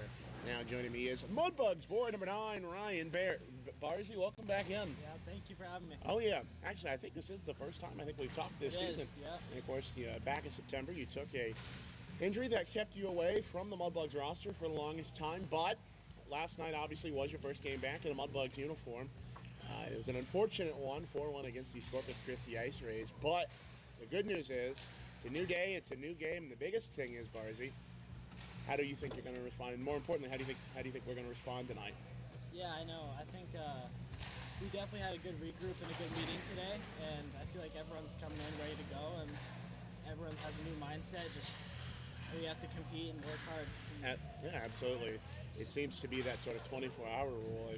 Have you ever heard of the 24-hour rule? Nick Saban made it famous. Yeah. So that seems to be what happens when we come off a tight and tough loss, or even just a tough loss in general. So moving along here, Barzy, about the game last night. I'm kind of sounding like a hypocrite, but what was the word going out in the locker room last night after that 4-1 loss against these Ice Rays? Yeah, just, compete was said a lot. I feel like none of us really, wanted to get the puck, wanted to win battles, and we're going to try to change that tonight. Absolutely, I think so. And I think the first step is definitely staying out of the box. What was I'm sure there was some words spoken about the penalty kill last night. Penalty kill was fairly decent, and 3 of 4 if I remember correctly. But of course that one penalty was to Duke Gerhard, and unfortunately led the scoring barrage from the Ice Rays. But was there anything said further about the penalty kill and staying out of the box? Yeah, staying disciplined is always something the coaches say, but we do get penalties happen, so we just need to have a good PK and just respond well. Absolutely, and I say staying out of the box is a penalty kill, saying that is a bad thing, but our penalty kills, if not top in the division, then at least top in the entire league. Yeah. But on the antithesis of that, Corpus Christi and their power plays in the top of the division, so it really is just a matter of, like you mentioned, staying disciplined. So, as far as you moving along here, I'm going to move away from the hockey side of things. Well, kind of. I say kind of because I want to know about your hockey story. I'm sure you've talked with Ched about it many times, Ched Yoder, our departed voice of the Mudbugs, but I'm curious for this interview, what's your hockey story? How do we get here to right now? Yeah, I started playing hockey when I was 2 in Canada. I played there for about 10 or 11 years. Then I moved to the U.S., started playing AAA with the Nashville Predators. Oh, yeah. I played all the way up until my 16th year, and then Soup reached out. And it's just, from there, it clicked. It seemed to click. Yep. I'll say that we had a couple guys come from that Nashville Predators youth, no, I say youth, but AAA youth, basically just anywhere in Tennessee. Yeah. A couple names come to mind, or of course the Nickel family, Foster and Hayden Nickel, they come to mind. Yeah. Foster was a good dude. What'd you think about him? He's pretty good. Yeah, I love Foster. He's a good guy. And of course, I'm sure wherever he's at, I'm sure he's doing well. Yeah. So moving along here, Barzy. Outside of you right now, who's your favorite NHL team right now? Tampa Bay Lightning. Tampa Bay Lightning. Yeah. Any current player? Because talked with Zach Wilson earlier in the day. He was telling me he's also a Lightning fan, and I can't recall his favorite player off that Lightning team. It escapes me at the moment. But do you have a favorite player on that Lightning team? I do. Braden Point, and then if I had to pick another one, it'd be Kucherov. They're both really good. Yeah, I know they are really good players, and it seems the Lightning they've been doing pretty well, right? I don't really. Yeah. It's weird. So many guys are Lightning fans, but I don't really keep track of them. Yeah. But of course, sitting here with Mudbugs board number 9, Ryan Baird. Now, Ryan, remind me, this is your second full season or third full season with the Mudbugs? Second full season. Second full season with the Mudbugs, and of course, last year you were number 43. Yeah. This year you're number 9. This is going to sound a little weird because most guys they just get said, "Hey, you're this number," or some players will actually pick their number. Is there any particular reason why behind number 9? Yeah, I was born on the 9th, but I've always done it since I played hockey. Okay. So it seems to be that birth year thing. Yeah. And you mentioned that. It kind of reminds me of how Sidney Crosby's number 87. He was born 8/7/87. So Yeah. But it's not just him. There's a few guys that do as well. Yeah. So that's good to know that you're born on the 9th of May. 9th of May. Okay, so 5/9. 59 might be a good number in your future Yeah, sometime. that's true. All right, Barzy, I'm going to ask you 2 more things, and I'm going to let you get going here. First thing being food. Now, I'm a big food guy. Almost everybody listening and have been interviewed, and my parents, pretty much everybody will tell you I'm a big food guy. What's your pregame meal routine look like? Kind of basic, but, just chicken and rice. Chicken and rice? Yeah. Now, let me ask you something. Are you a big Chipotle guy? Because, pretty much almost every place we go has a Chipotle. Yeah. So, are you a big Chipotle guy? I absolutely love Chipotle. I would get it every day if I could. Really? Yeah. Okay, so what's the Ryan Baird meal look like? We go double white rice. Double white rice. Steak. Cheese, guac, sour cream. And Cheese, pico. guac, and sour cream, and pico. Now, Yeah. burrito, bowl, or both? Bowl. Bowl. Just a bowl. Okay. Well, you guys heard it here first. Get the Ryan Baird meal at your local Chipotle right now. Yeah. All right, boys, the last thing, I'm going to let you get going here. Obviously, this is the first time you've seen this. Well, I say first time, but this is the first time you've seen this, really gotten back into this division since back in September against the Oklahoma Warriors. Who are you looking forward to seeing as we come back into the fold here against these teams? Yeah, of course, Lone Star, we always have a deep rivalry with them, but I feel like, playing every team. I've only played Oklahoma, so I'm excited to play every team. Oh, absolutely. And as Willie Tremblay leaves the scene here, he's talking to former Mudbug Andre Parichka, and he's now on the other side of the spectrum. Of course, Grayson Gerhardt, as a result of the trade, come over here. What's your opinion on the man, the myth, and they say legend, but the former Mudbug Andre Parichka? Yeah, I mean, the trade worked out for both teams. I think they both, started really lighting it up once they got to their new teams. But I love Andre and how he is. Okay, and Grayson, even though he's just right there, so he might hear it. Yeah, I mean, I haven't really talked to him much since, I just got here, but he seems like a great guy so far.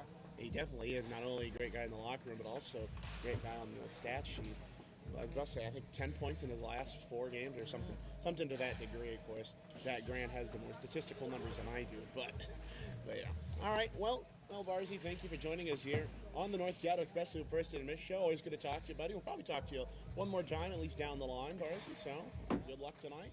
Thanks so much. Not a problem, buddy. And of course, we'll be back after these messages and more here on the North Caddo Express Loop First Intermission Show. You're listening to Shreveport Mudbugs Hockey here on NATV and the Mudbugs Audio Network. We'll be back. Hey, Mudbug fans, this is Duncan Welker with the Shreveport Mudbugs. DeFata & Associates Investigative and Risk Analysis Services has been conducting professional and private investigations for over 20 years. They offer both a full range of services to both businesses and individuals. Whether you need an investigator for a personal matter like a child custody case or suspect an internal theft problem within your business, DeFata & Associates can get you the information you need. Call Jerry and the team today at 318-635-9944 to talk about your case or visit them online at defatapi.com. Hey, Mudbug fans, this is Duncan Welker. Down Home Meats is a proud corporate partner of your Shreveport Mudbugs. Whether you're grilling outdoors looking for a hearty and flavorful sausage for breakfast, a gumbo platter, or anything else, Down Home Meats has the perfect sausage for all occasion. Once again, that's Down Home Meats in the Stonewall, Louisiana area and available at all major grocery stores. Down Home Meats, the perfect old school smoke flavored sausage and doing old school sausage the way it was meant to be. First Intermission Report brought to you as always by North Caddo Express Lube and Vivian, offering oil changes, inspection stickers, transmission services, vehicle and key fob batteries. Mention discount code MUDBUGS25 and get 10% off your service. Call 318-375-5823 for more information. Now it's time for Duncan Welker to take us around the league and a look at our out-of-town scoreboard. Thank you, Zach. Of course, it's now time for the Shreveport Regional Airport First Intermission scoreboard update. Again, flown in by the Shreveport Regional Airport. Now, Zach, I believe you have some airport trivia, but we'll get to that at some point in our time together. But moving on, so we're going to get to these North American Hockey League scores. Of course, the South Division action going on tonight. For some of the games at the first intermission, Lone Star leads that 1-0 against the Amarillo Wranglers. Moving along here in the South Division, Odessa 2, New Mexico 0 off of 2 goals from Jeremy Jacobs and Caden Gihasi from the Odessa Jackalopes. Brain's getting to me tonight, ladies and gentlemen. Moving along here, Oklahoma and El Paso just getting ready to get underway. And, of course, here in Corpus, it is 2-0 in favor of the Raceways. Moving along into the rest of the North American Hockey League, the Mountain Kings of New Hampshire defeat the Elmira Aviators 6-5. The Nordiques of Maine, defeat they're going to, if all holds on here, 6-2 against the New Jersey Titans, 14:54 left in the third period. Maryland, the Black Bears, they lead the Rochester Junior Americans 5-3 after a 4-goal second period from the Black Bears. Of course, the Mudbugs saw them back at the NAHL Showcase in Blaine, Minnesota. Moving along here, Bismarck 4, St. Cloud 1. Of course, that's the Bobcats over the St. Cloud Norsemen. So, Generals of Northeast, they currently lead 3-0 against the Philadelphia Rebels. Watertown Shamrocks 2-1 over the Austin Bruins. And that game is in the second period, 17 minutes left. North Iowa leads Aberdeen 1-0. Of course, the Chippewa Steel and Minnesota Wilderness are tied all up at 1. Springfield and Wisconsin, the Wendigo, Goose Eggs on the board there. And, of course, the Minot Minotauros and Minnesota Mallards game in the first period. 9 minutes left with the Minotauros leading 1-0. And, of course, one game still in the North American Hockey League docket for this evening is the Fairbanks Ice Dogs taking on the Janesville Jets. Of course, that'll start at 7:30 Alaska time. Now let's look at the rest of the sporting world. Of course, last night was a fun night with Indiana in college football action, advancing to the national championship. And I saw a meme somewhere where if you talk to the historic coaches of both franchises in terms of their historical sports, basketball for Indiana, football for Nebraska, Bobby Knight would call the historic Nebraska head coach and be like, hey, I've been to the future and you won't believe this, but we'll just leave it there. NFL action, playoff time, Rams defeat the Panthers 34-31. A valiant effort from the Carolina Panthers, who many believed, how do I put this nicely, didn't deserve to be there, but man, they showed it, but they just could not find the effort. But they held in there all game. So, speaking of games at NFL, Packers 14, Bears 3. And of course, there was a scoreline like that between these two teams earlier in the year. Bears won that, so hopefully if you're a Bears fan, you see a repeat of that. Into the NHL now. Flames defeat the Penguins 2-1 earlier today in a pretty good game for both sides. The Sabres and Ducks ongoing 2-0 in favor of the Buffalo Sabres. Toronto, of course, leads 4-0 over the Vancouver Canucks. Detroit leads 2-0 over Montreal. Florida, they lead 2-1 over the Ottawa Senators. Tampa Bay, the favorite team of one, Ryan Barrett, and several other members of this Mudbugs team lead the Philadelphia Flyers 4-1, so that's good if you're a not fan of the Philadelphia Flyers. Moving along here, the Seattle Kraken won. Carolina Hurricanes won with 17:45 left in the third period there. Chicago and Nashville, they're tied at 0 going into the second period. And of course, some games still on the NHL docket. After this one, the Wild lead the Islanders 2-1. Those games getting ready to come up here. The Kings and Oilers, Blues and Golden Knights, and some games going final earlier today. The Avalanche 4, Blue Jackets nothing. Sharks 5 over the Dallas Stars 4 in overtime. And of course, Zach Grant's Boston Bruins 10 over the New York Rangers 2. And he's over here to my left, and he's very excited about that result. And I caught a little bit of that game before we left, and it was intense. I'll put it like that, Zach. That's a good way to put it. Of course, that's it for the NHL action tonight, at least ongoing. We move into some NBA action before we get you back at second period action. Celtics 55, Spurs 50, Pacers 105, Heat 80, Pistons 61, Clippers 55, and of course the Bulls 66, Mavericks 54 as they go into the half. Their one game going final in the NBA. Cavaliers defeat the Timberwolves 146-134, and one game still on the docket for the NBA. Hornets and Jazz at 8:30. Well, that'll pretty much wrap it up for the Shreveport Regional Airport First Iteration Scoreboard Update. And of course, before we get you ready for second period action, I would like to correct myself on a mistake I made during the broadcast. I called the provinces of Canada similar to the parishes of Louisiana, and of course, I'm not always perfect on that. So, just to clarify, the provinces are pretty much like the states. Meanwhile, the counties are, of course, like parishes and how it works here in the United States. So just to recap, provinces of Canada, some of which include Manitoba, Saskatchewan, and Alberta, the Prairie provinces, as well as the maritime provinces such as New Brunswick, Nova Scotia, and Prince Edward Island. Of course, there is some nice cities in those provinces. They are like the states. The counties are like the parishes. Now, as the Corpus Christi ice race come out onto the ice, Mudbugs getting ready to come out as well.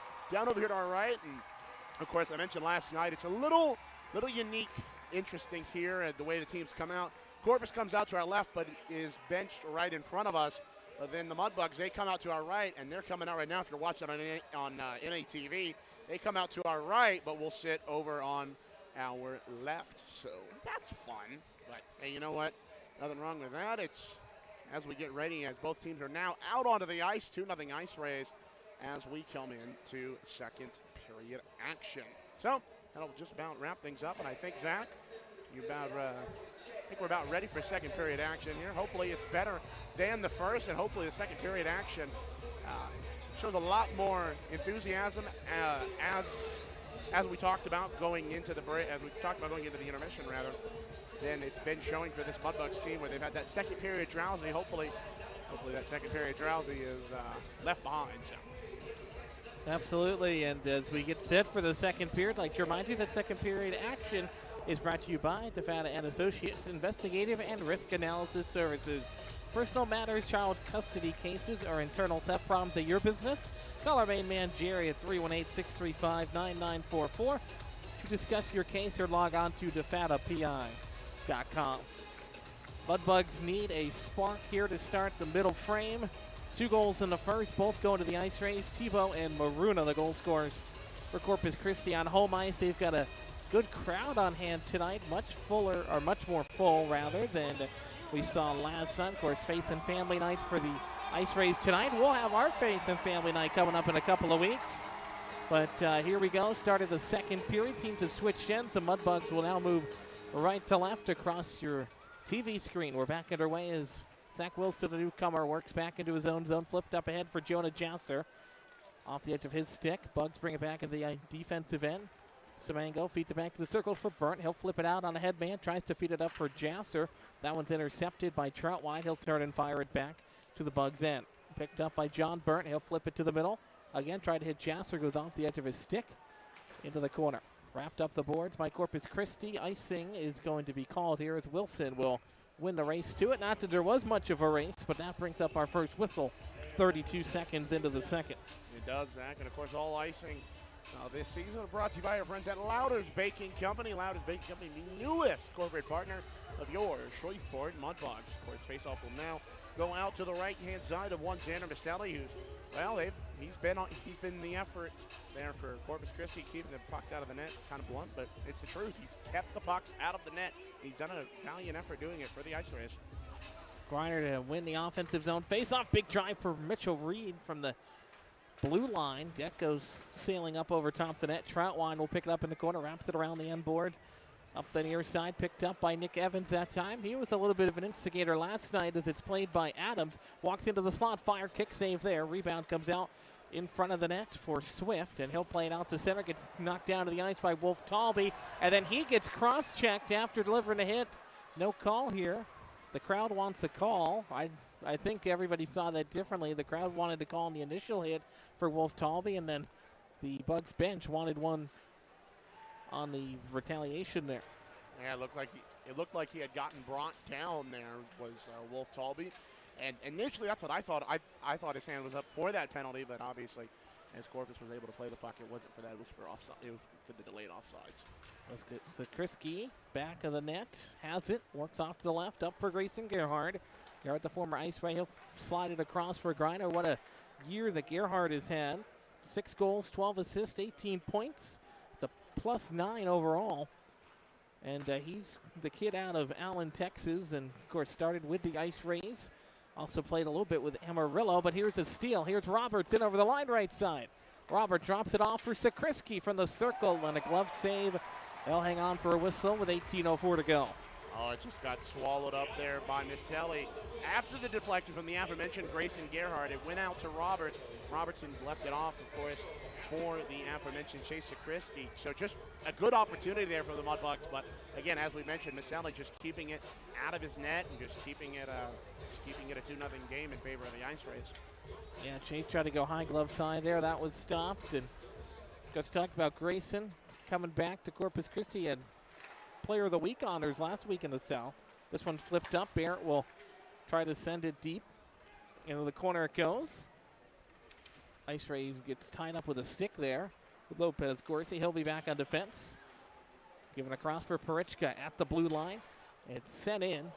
Trickles into the corner, wrapped around the boards again. Ice Rays trying to set something up, but Lopez Gorsi finds it and escapes. Leaves it off for Baird, gets knocked down. Icing potentially, and it's going to be a win of a foot race for the speeder defenseman Richard, and that'll bring us all the way back down. Yep, and of course, but now the question is where will the faceoff go? Because, it looks like it'll go to the left of Tyler Hodges there. And like you mentioned, speedy defenseman Marc-Alexander Richard, their captain, Marc-Alexander Richard. And like I mentioned, had a little bit of a chirp session last night before the warm-up with with Billy Tremblay. But one back to the blue line. That shot goes through the crease, deflects over to the near half wall. Down low into the corner it goes for the Ice Rays. But the Bugs have a stick on it. Pitchfork down to the blue line. Goes off of Lopez Gorsi back into the zone. Now he clears it out. Tremblay will pick it up. Retreats back into his own end. Flips it on a long headband pass where it's touched ahead by Lopez Gorsi. He goes to the bench for a change. 3 minutes in to the middle frame. 2-0 Ice Rays. Tebow and Maruna, the goal scorers. separated by 16 seconds in that first period. Bugs control offensive end now.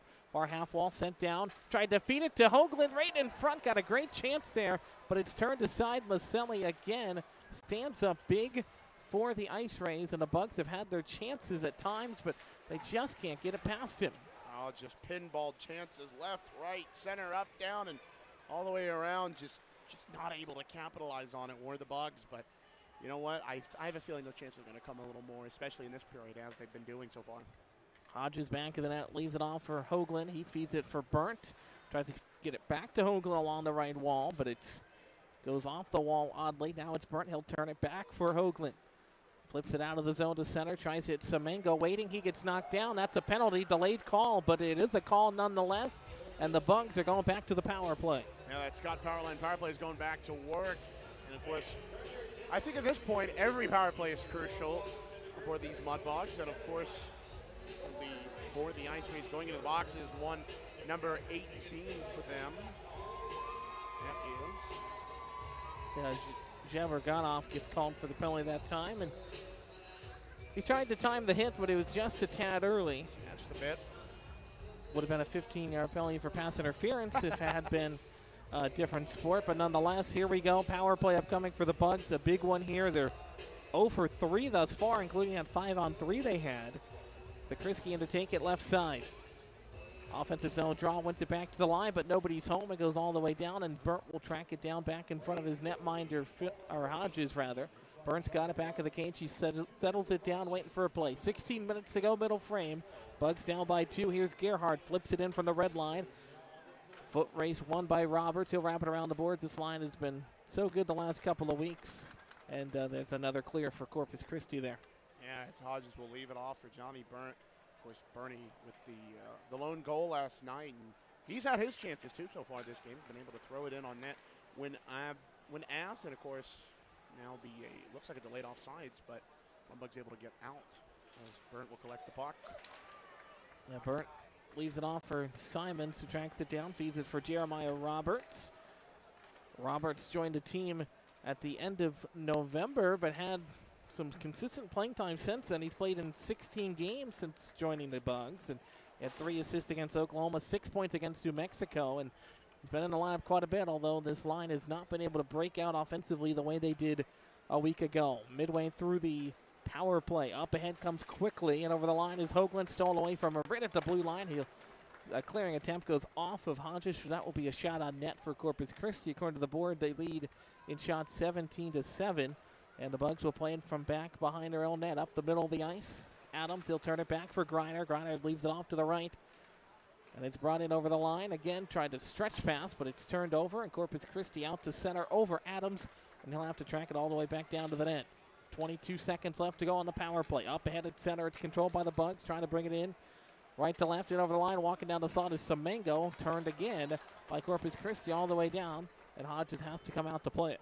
10 seconds left, of course, on this Scott Powerline power play as Evan Adams will take it behind his own net and quarterback it and give it to Jonah Jasser. And it's just, again, these power plays are just crucial, and Mudbugs haven't been able to complete it as the missed pass there, as now Corpus Christi looks going to break out, but luckily defense is there to keep it from getting worse. There was Zaberganov there coming out of the box. It can always be dangerous for a team, but they're able to turn that one aside. It's played deep into the corner for Hine, the defenseman. Remy getting mixed up behind the play there. Ice Rays hold it into the offensive end.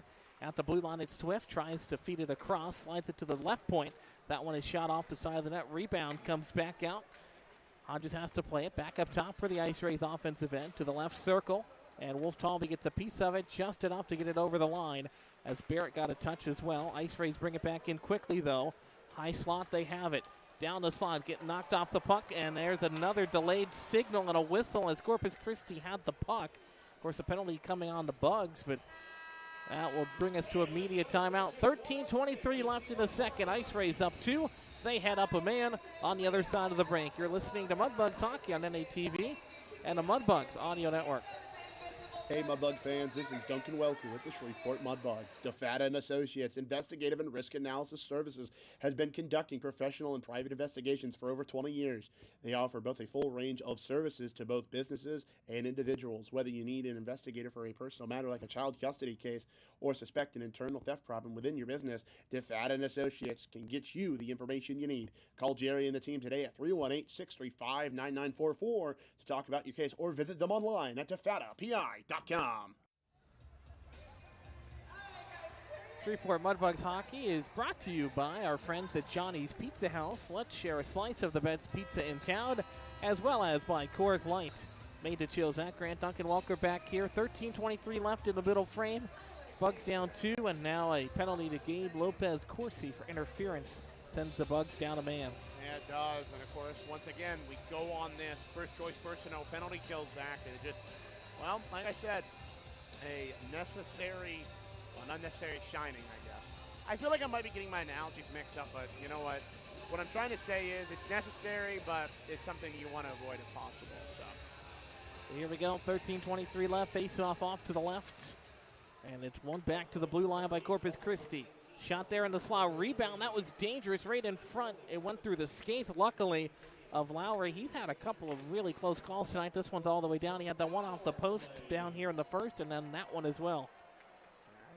I was about to say, as it gets collected by Corpus Christi there, that was a dangerous opportunity right in front of Tyler Hodges. Luckily, the Bugs were able to clear it out and continue. And of course, now as Corpus comes on in, and they'll just clear it on right back out. Yeah, delayed offside there. They had to tag up. Bugs poking out into the ice rays end. Flipped ahead. They'll quickly try to enter the zone left side. Then it's turned back to center ice. Wolf Talby gets a stick on it. It skitters across now for Cohen. Cohen in over the line right side. Back of the net, Wilson turns it around the boards, trying to clear it out. Up the near half wall it comes. Ty Easton back out there. He's mixing it up again with Cohen. Ty Easton, of course, the very tall defenseman, leads the team in penalty minutes. A lot of those, of course, standing up for his guys, but it's worked now to the high slot. Back right point for Cohen. Cohen leaves it off for Zabergana. Fires one, and Hodges with a nice stop off to his left that time. Wolf Talby gets a touch, and the Bugs clear it just over the blue line. They can't get it all the way down. 46 seconds left in the kill. 12:02 left in a second as it's played up again at center ice. Ice Rays trying to break into the zone, and they come left side for Evans. Evans down into the corner. Left corner works back of the cage. Ty Easton picks it up, and he'll rifle it all the way down. That's good stuff there from the Bugs penalty kill. Of course, as there's about 25 seconds left on this first choice personnel penalty kill. Of course, now you see Gabe Lopez Corsi asking what the plan is as he comes out of the box. But first, he gets blocked away by Tyler Hodges. Good stuff there from Hodges. Big drive there from the left, held in as the clearing attempt is not successful. Quick one-timer, and Hodges makes another stop. Draws a whistle with 11:32 left. 10 seconds left on the kill, and we'll have another D-zone draw for the Bugs as they're being outshot 20-7. According to the board, do not have a shot attempt in the second period quite yet, Duncan. I know that is interesting, but, well, I'm not going to say it's not completely wrong, but it's possible. And, of course, while we got a second here, I want to give a big hello to Mudbugs honorary assistant coach Chris Lane, as well as Mudbugs insider and longtime fan Matt Nelson. Zach, they're watching back in the Arklatex, so good stuff from them. Face off right side, one back to the line again for Evans. He'll snap it across the left point. Drive there, stopped by Hodges. Might have gotten a piece of the man in front, and Jasser will flip it off the wall to center. They're back at full strength now, and over the line is Swift. Leaves it off into the slot, streaking down the middle. A great chance for Evans at point-blank range. The back check got a piece of it. Works in the left corner. Picked back up by the Ice Rays offensive end. Set near side for Swift. Fires one, great save. Flash of the leather that time for Tyler Hodges. Draws a whistle with 11:06, and he's keeping the Bugs in the game in his second period. All he is, and you know, you mentioned he flashed the leather. To me, I would use that analogy. Well, I would say, you know what I would say he did? Just swallowed it up like a big slice of Johnny's Pizza House pizza, Zach. Oh. 11:06 to go. Bugs going to get a D-zone draw here. Off to the left of Tyler Hodges. Off to our near side here at the Hilliard Center in Corpus Christi. Bugs are, I think, tired of seeing this building this weekend, but showing some good life here defensively in the second period as Lopez Corsi at the blue line tries to clear it out. Ice Rays turn it back into the zone. Hodges off his net to play it. Almost went off the back of his leg into the net, but it's picked up, and Gabe gets a touch on it, feeds it forward. Ice Rays pick it up at their own blue line. Up the far side of the ice, they come to center ice, and the Bugs steal it back. In over line is Barrett.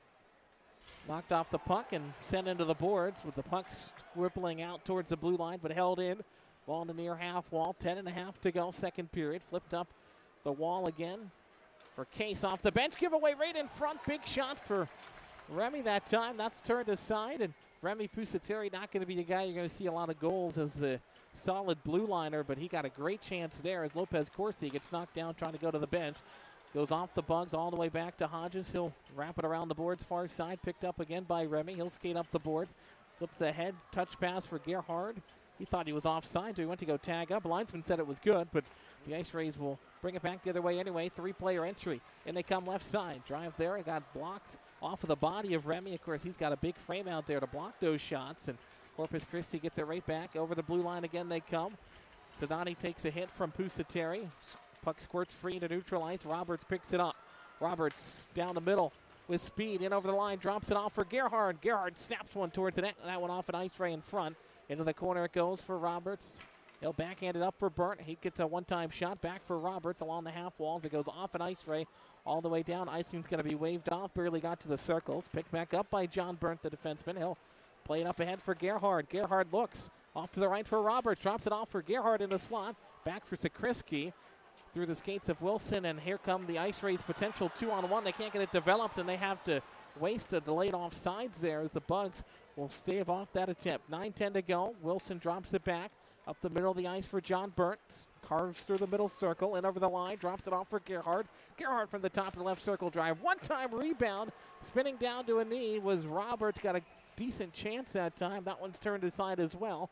Bucks have 5 shots in the last minute and a half after we mentioned it, so bringing some good luck here as the Ice Rays up the near wall. Played out to center ice. Up ahead, Wilson grabs that at his own blue line. Flips it up ahead again off the edge of the stick of Hoagland. Picked up there by Lucas Hine. He had a goal last night. Puts him up or an assist rather last night. In the corner it goes. Airing feet. Great chance. And Semengo is robbed in broad daylight by Michelli. What a great stop in the slot. We'll get to that in a moment, Duncan, as soon as things kind of settle out here. Here's Wilson, drives one. Big save, rebound, a crash, and a scramble for it. And Michelli again pounces on top of it to draw a whistle with 8:19 to go. Your thoughts real quick before we head to this timeout. Just an absolute unfortunate robbery there from Xander Michelli. And, of course, Joe Semengo just waiting on the doorstep to bang it home and just, just unfortunate there, Zach. And, of course, now we're getting ready to go to break here. Of course, you're listening to Shreveport Mudbugs Hockey here on NATV. And, of course, as always, the Mudbugs Audio Network will be back in a moment. Hey Mudbug fans, this is Duncan Welker with the Shreveport Mudbugs. DeFata and Associates Investigative and Risk Analysis Services has been conducting professional and private investigations for over 20 years. They offer both a full range of services to both businesses and individuals. Whether you need an investigator for a personal matter like a child custody case or suspect an internal theft problem within your business, DeFata and Associates can get you the information you need. Call Jerry and the team today at 318-635-9944 to talk about your case or visit them online at defatapi.com. Bugs remain scoreless after Semengo got robbed coming down the slot that time. 8:19 to go in the second period. As always, Mudbugs Hockey is brought to you by our friends at Johnny's Pizza House. Let's share a slice of the best pizza in town. And by Down Home Meats, who's the proud corporate partner of your Mudbugs. Whether you're grilling outdoors, looking for hearty and flavorful sausages for breakfast, or preparing a gumbo platter, Down Home Meats has the perfect sausage for all occasions. Off the draw, Bugs get another chance, and they're starting to really attack the net here in the last couple of moments. We mentioned before that first media timeout, we had only 6 shots. We're now up to 13 on the board in just the last couple of minutes, but the Ice Rays get the puck offensive end off a turnover. Bounces free for Troutwine. Down to the bottom of the circle. Drive there. Turned out of the crease by Hoagland. Good heads-up play to control the rebound. Another shot. That one whistles wide over to the near wall. Flip back into the corner it goes. Back of the cage. Foot race forward. It's Sinani. They'll wrap it up the boards to the blue line. Held in. Right point. Driving. Evans. Big shot there is stopped. Rebound goes up top. Troutwine one-times it. And another great save by Hodges. Wilson tries to flip it off the glass. And it just barely gets out to center. And now it's played up ahead by the Bugs, then over the line, right side, then banked out to center ice. Hand pass is called. That draws a whistle with 7:24, but Hodges has been big, but the offense really started to heat up for the Bugs. Oh, absolutely. And Tyler Hodges, like you mentioned, coming up big on those multiple chances from the ice race. And it just shows you that Tyler Hodges, even when there's a 2-goal deficit, he keeps at it. And I mentioned it as we went into the intermission. He's able to battle out of that slump. He's able to keep it, this 2-0 game, to give the Bugs a chance to get back into the hockey game. And that is a sign of a good goaltender, in my opinion.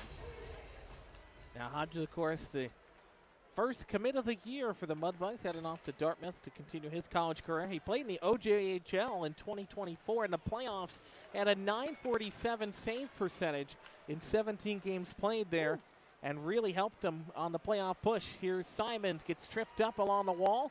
Out to the blue line it comes. Corpus Christi brings it in over the line. Right side, dropped off at the circle. Big drive, flipped up over top the net by Skuratov. He needed the 9-iron there. He went with the pitching wedge. Goes up over and then out of play. That stops time with 6:52 left in the second period.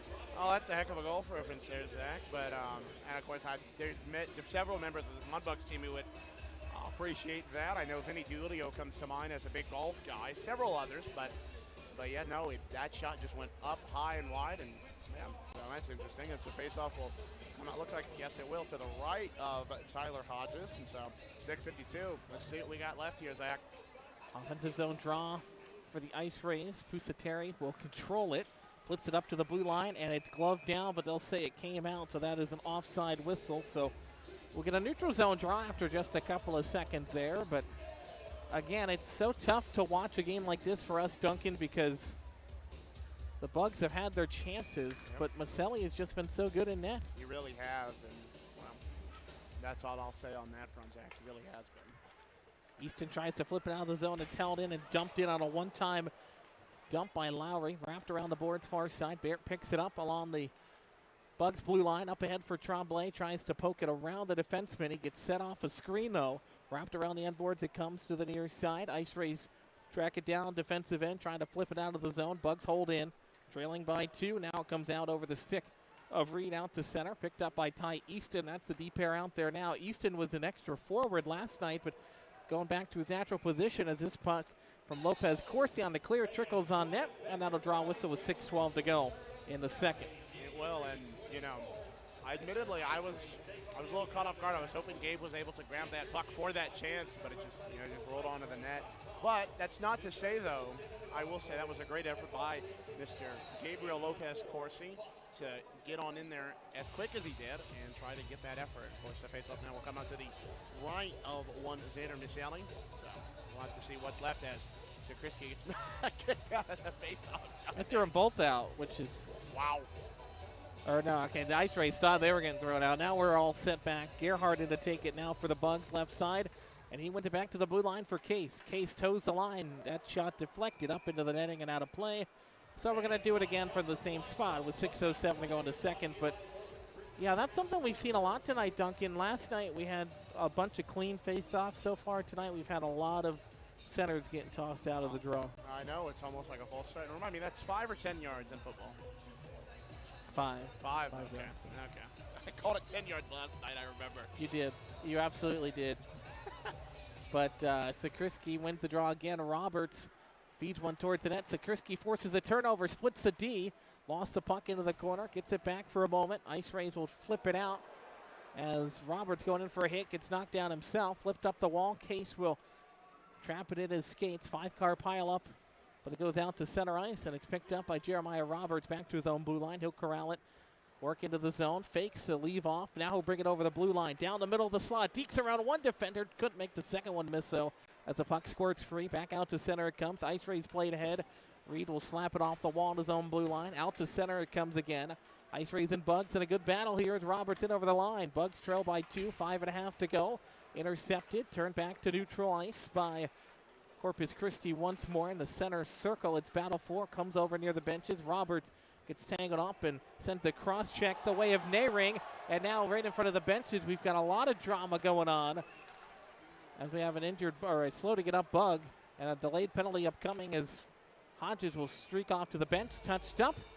And another power play upcoming for the Bugs, although things have kind of been difficult on the man advantage for Shreveport tonight. Yeah, it has, but again, like I mentioned, every power play is crucial, and we're going to see another chance at this crucial, and haven't mentioned it enough, crucial Scott Powerline power play for this Mudbugs squad here tonight. So 5:02 left, second period. Bugs down by 2. They're going to get another chance on the power play. It's Richard going in. That's his second penalty tonight. Now the Bugs, as we mentioned, Duncan, 0 of 4 thus far on the man advantage. They need something desperately just to get them back in the game. And, you know, Semengo got robbed there. He didn't get a goal, but he really sparked this offense. And this is going to be critical here as Jonah Jasser will go in to take it in the offensive zone to the left side, off to netminder's right with 5:02 left in the second period. Jasser down into his stance, awaiting the puck drop from the linesman. And it's sent over to the hash mark. Hoagland gets knocked down, but it goes back up top. Adams drives one. That one's blockered away. Picked up by Griner, right circle. Dekes around a defender down to the right corner. Nice stick work that time. Pokes it free into the slot, and it's cleared down into the Ice Rays bench. And that fan that was walking up here, she almost took one in the back of the head and didn't see it. Ooh, yeah, no, that was wow, it was close. Yeah, that barely hit the glass behind the Ice Rays bench here to keep it in. 4:47 left in the second period. Another offensive zone draw off the clearing attempt. Jonah Jasser will go in to take it once more for the Bugs. That top power play line back out there again. Lines have been mixed up, but Jasser's in to take this one again. And again to the hash marks. Hoagland gets tied up. There's a good battle there, but it's controlled by the Bugs nonetheless. Semengo works to the blue line for Adams. Swings it off to the right for Griner. One-time drive from the circle. That one's batted down in the air. Gets it back of the net. Jumps around one defender. Still has it left circle. Works back up to the blue line. Walks down the slot. Fires one. That got turned aside. Hoagland picks it up in the left corner. Hogan backhands it up the boards to the blue line. Held in by Adams. Adams toes the line. Walks into the high slot. Feeds it off to the left for Semengo. He'll glove it down to his stick. Semengo off to his right for Griner. Doesn't corral it cleanly. Now gets it back. Works off to his left into the slot. Drops it off again. Semengo drives one. That got blocked away in front again. Ice Rays clear it out just enough over the zone, so Griner will have to track it back to center. His pass goes off the ice ray, headed to the bench. Adams picks it back up at his own blue line. 52 seconds left on a power play. Gerhardt slaps it in from the blue line, rifles it off the right corner. Picked up by Jasser again. Jasser back of the cage, works off to his left, flips it up for Gerhardt. To the top of the left circle it comes. Sent back down low, big hit there, delivered by the Ice Ray. Centering free, Gerhardt, one-time blast just wide. Griner picks it back up as it goes all the way to the blue line. Griner with speed down into the slot. Rebound near side. Simons tried to one-time pitchfork it, but it's just turned aside. Griner back up top again, right circle. Gerhardt controls, hesitates, fires in the slot. A rebound goes off an Ice Ray for Griner. Griner back in the high slot. Left for Gerhardt. Back to Griner. One-time drive and another save by Michelli. The Bugs just can't get it to go past him. Oh, we absolutely are just... I mean, how many more chances do we? Yeah. I mean, we have 16 shots on the board, and I gotta say 10 or 11 of them have to be grade A chances. No, for real. Honestly, in this period alone, as 11 seconds are left on the penalty to Corpus Christi here. And of course, that was to number 4, Mark Alexander Richard. And of course, Chaser Christi will take the face-off out to the left of Fiona Michelli, as there's, again, like I mentioned, 11 seconds left on this Scott Powerline power play. So Christi in to take the draw right side. Corpus Christi will control this face-off. Goes wide of Troutwine's stick, but it goes all the way down nonetheless, and Gerhardt will have to track it down. His goalie will leave it off in the left corner. Got to be careful here if you're the Bugs with the penalty expiring. Don't want to give it away the other way. Now it's Tremblay up the near wing. Tremblay over the red line, now over the blue, and it's offside. They say Wolf Talby with his stride ahead of him. Close one that time. Draws a whistle with 2:54 left. To Wolf Talby still going after with an Ice Ray. Those two have been jawing back and forth. Once again, that's Mark Alexander Richard. So it seems he's a big yapper. But you know what? There's also some big yappers on this Mudbugs team. And well. Absolutely. And he was yelling at Wolf Talby, where that's a pretty close size advantage. They're still jawing. And then Ty Easton went and stood behind him like, hey, I'm right here, buddy. It looks like Mitchell Reed's getting on into it with him. Yeah, Ty Easton stands 6'5", 215. I would not want to go toe-to-toe with him, that is for sure. Right off the draw, neutral ice just outside of the Bugs end. Wolf Talby dekes around 2 ice raids, somehow gets it into the zone, tried to feed it to the middle for Lopez Corsi. Turned aside. Remy stands up on a hit there. He'll send it back in, then gets knocked into the boards right in front of the ice raid bench. Picked up again. Bugs trying to move quickly. Ice raids steal it right back at center ice. This is, you know, Brett Smith talked about in our pregame interview. He doesn't feel like the Mudbugs have given a, quote, Mudbugs effort at all against Corpus Christi so far this year. But let me tell you what, after that horrible first period here tonight and the horrible 3 periods yesterday, this Bugs team in this second has just been probably one of the better periods of hockey they've played all year. Oh, 100%. And honestly, I think as we come into with 2 minutes left in the second period, I think this third period is going to be even just a little better. But let's get finished with the second. Went out. All right. And this one goes out of play. Big shot there from Troutwine, and Hodges kicked it out of play. 2:01 to go.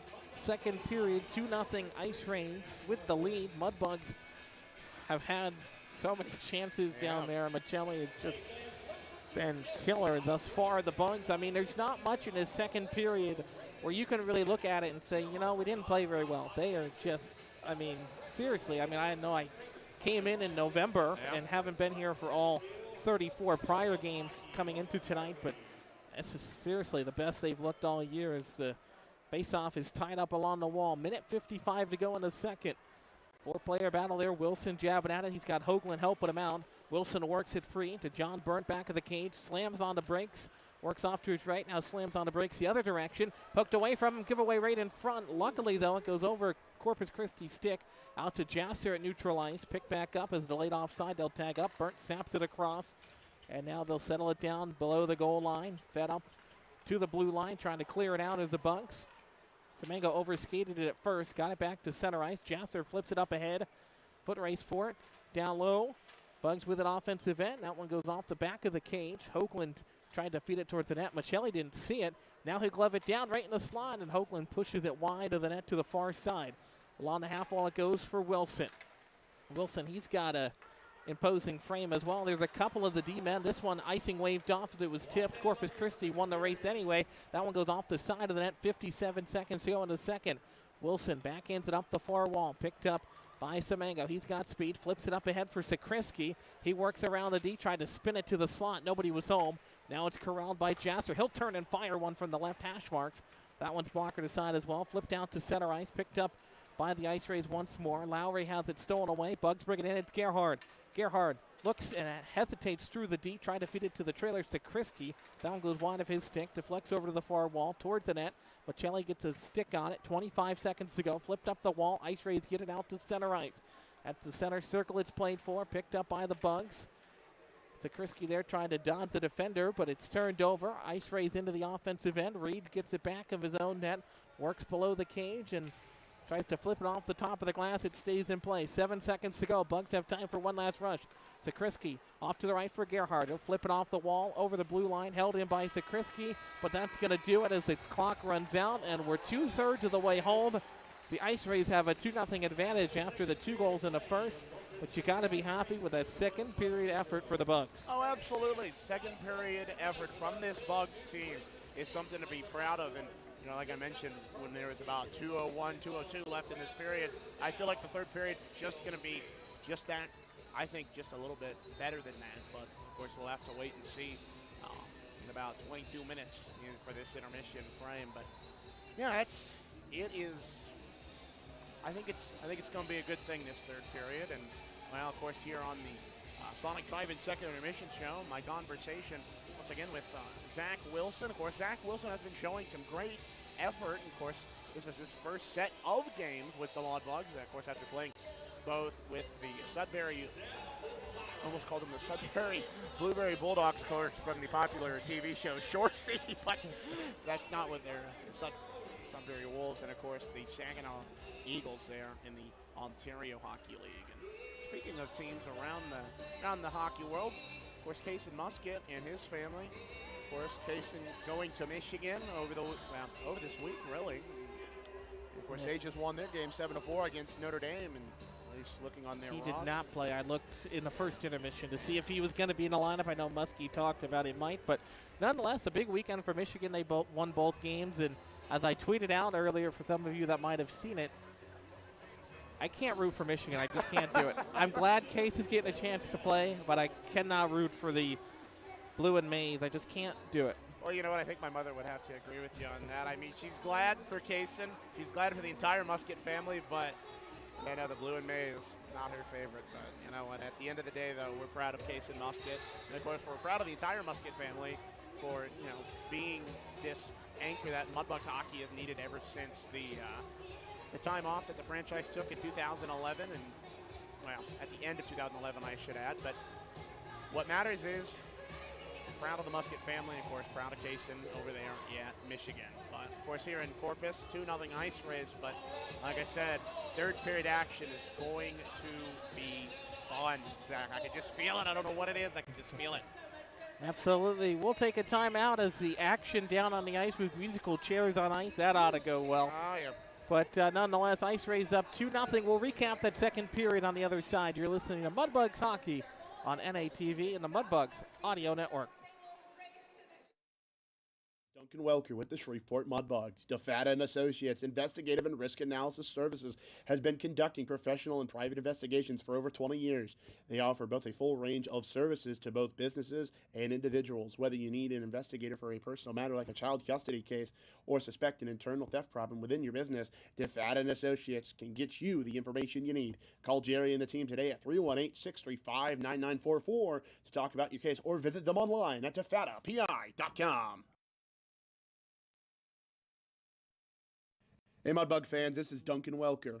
Down Home Meats is a proud corporate partner of your Shreveport Mudbugs. Whether you're grilling outdoors looking for a hearty or flavorful sausage for breakfast, a gumbo platter, or anything else, Down Home Meats has the perfect sausage for all occasion. Once again, that's Down Home Meats in the Stonewall, Louisiana area, and available at all major grocery stores. Down Home Meats, the perfect old-school smoke-flavored sausage, and doing old-school sausage the way it was meant to be.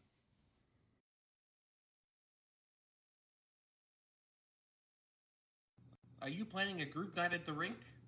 Bring out your friends, coworkers, classmates, or teammates and take advantage of special group rates for future Mudbugs home games. Groups of 10 or more get tickets for just $10 each. It's affordable, it's fun, and it's a perfect night out at George's Pond. Call 318-636-7094 today to book your group and lock in your seats for all the Mudbugs action. Alrighty, back here. Second intermission report brought to you by Sonic Drive-In. This is how we Sonic. 2-0 Ice Rays still with the lead after a scoreless second period. We saw a scoreless second period last night as well. The Bugs offense starting to heat up. They outshot the Ice Rays 12-9 according to the live stats, although Duncan, I think you'll agree with me, the ice felt a lot more tilted than that in that second frame. Oh, it really did. It felt tilted in favor of the Mudbugs, and it just, well, I really don't think there can be much more said. That effort from this Mudbugs team definitely got the second period drowsiness. That has been a theme almost the last couple of weeks.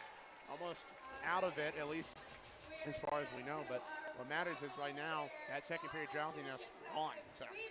Yeah, and you know, of course, the big play of the period, I think, is that Semengo chance that he got robbed right at point-blank range. The Ice Rays turned it over, and Semengo was rating about a foot from the crease, and he just launched it, and Michelli somehow got back to make the stop. Yeah, he was right on the doorstep, just ready. Almost, I'm going to say this is going to be a little odd for me saying this, but he was just on the doorstep, almost waiting, sort of like Corpus did back in that first goal from one Justin Sebo back in the first. He was waiting there, and Semengo did something almost similar, but of course Michelli was just there waiting for him. Well, not there waiting for him. He was able to make that sprawling save and just keep it out. So. That was the most violent game of musical chairs I've ever seen. If you're watching on NATV, that was violent. That would have been a cross-check, okay, if we were out there in the middle of the period. But, yeah, no, that was a fun game. But you know where else you can have fun? George's Pond. Oh, yeah. If you're looking for the perfect spot for a birthday party, corporate event, school trip, or private outing, we've got you covered. Call 318-636-7094 to book your event today. Here in the second intermission report, as it rolls on, we'll take a timeout. On the other side, Duncan Walker will sit down with the newcomer from the OHL, Zach Wilson, a solid blue liner, and we're going to see him make an impact moving forward. Back in a moment, you're listening to Mudbugs Hockey on NATV and the Mudbugs Audio Network. For those that have fallen, I say get up. For those that are asleep, I say wake up. For those that are seated, I say rise. It is time. The world needs what we possess. The only hope for a dark world is the light of Jesus Christ. Let your light so shine. Thank you for tuning in to this Word of God Ministries message.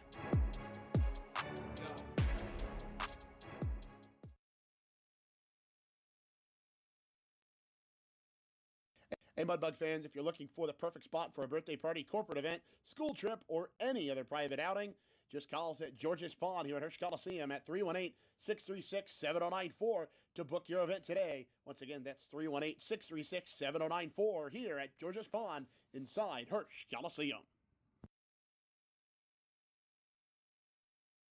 Fireplace Specialties is a proud corporate partner of Shreveport Mudbugs Hockey. Fireplace gas logs, glass doors, wood stoves, mantled and grills, they've got it all. They're located at 8500 Box Road in Shreveport or on the web at fireplacespecialties.net. Once again, that's fireplacespecialties.net. Fireplace Specialties is your fireplace headquarters. Welcome back into the Sonic Drive-In second intermission show, brought to you by our friends at Sonic Drive-In. Of course, Sonic Drive-In, this is Allie Sonic. Now joining me is Mudbugs defenseman number 29, Zach Wilson. Zach, welcome in. Yeah, thank you. And of course, welcome to your first Mudbugs game. It's your first one. Of course, it's not back at George's Pond, but hey, you know what? Plenty of time for that. So, Zach, this weekend we come in against the Corpus Christi Ice Rays, and of course, you yourself joined us from the Ontario Hockey League.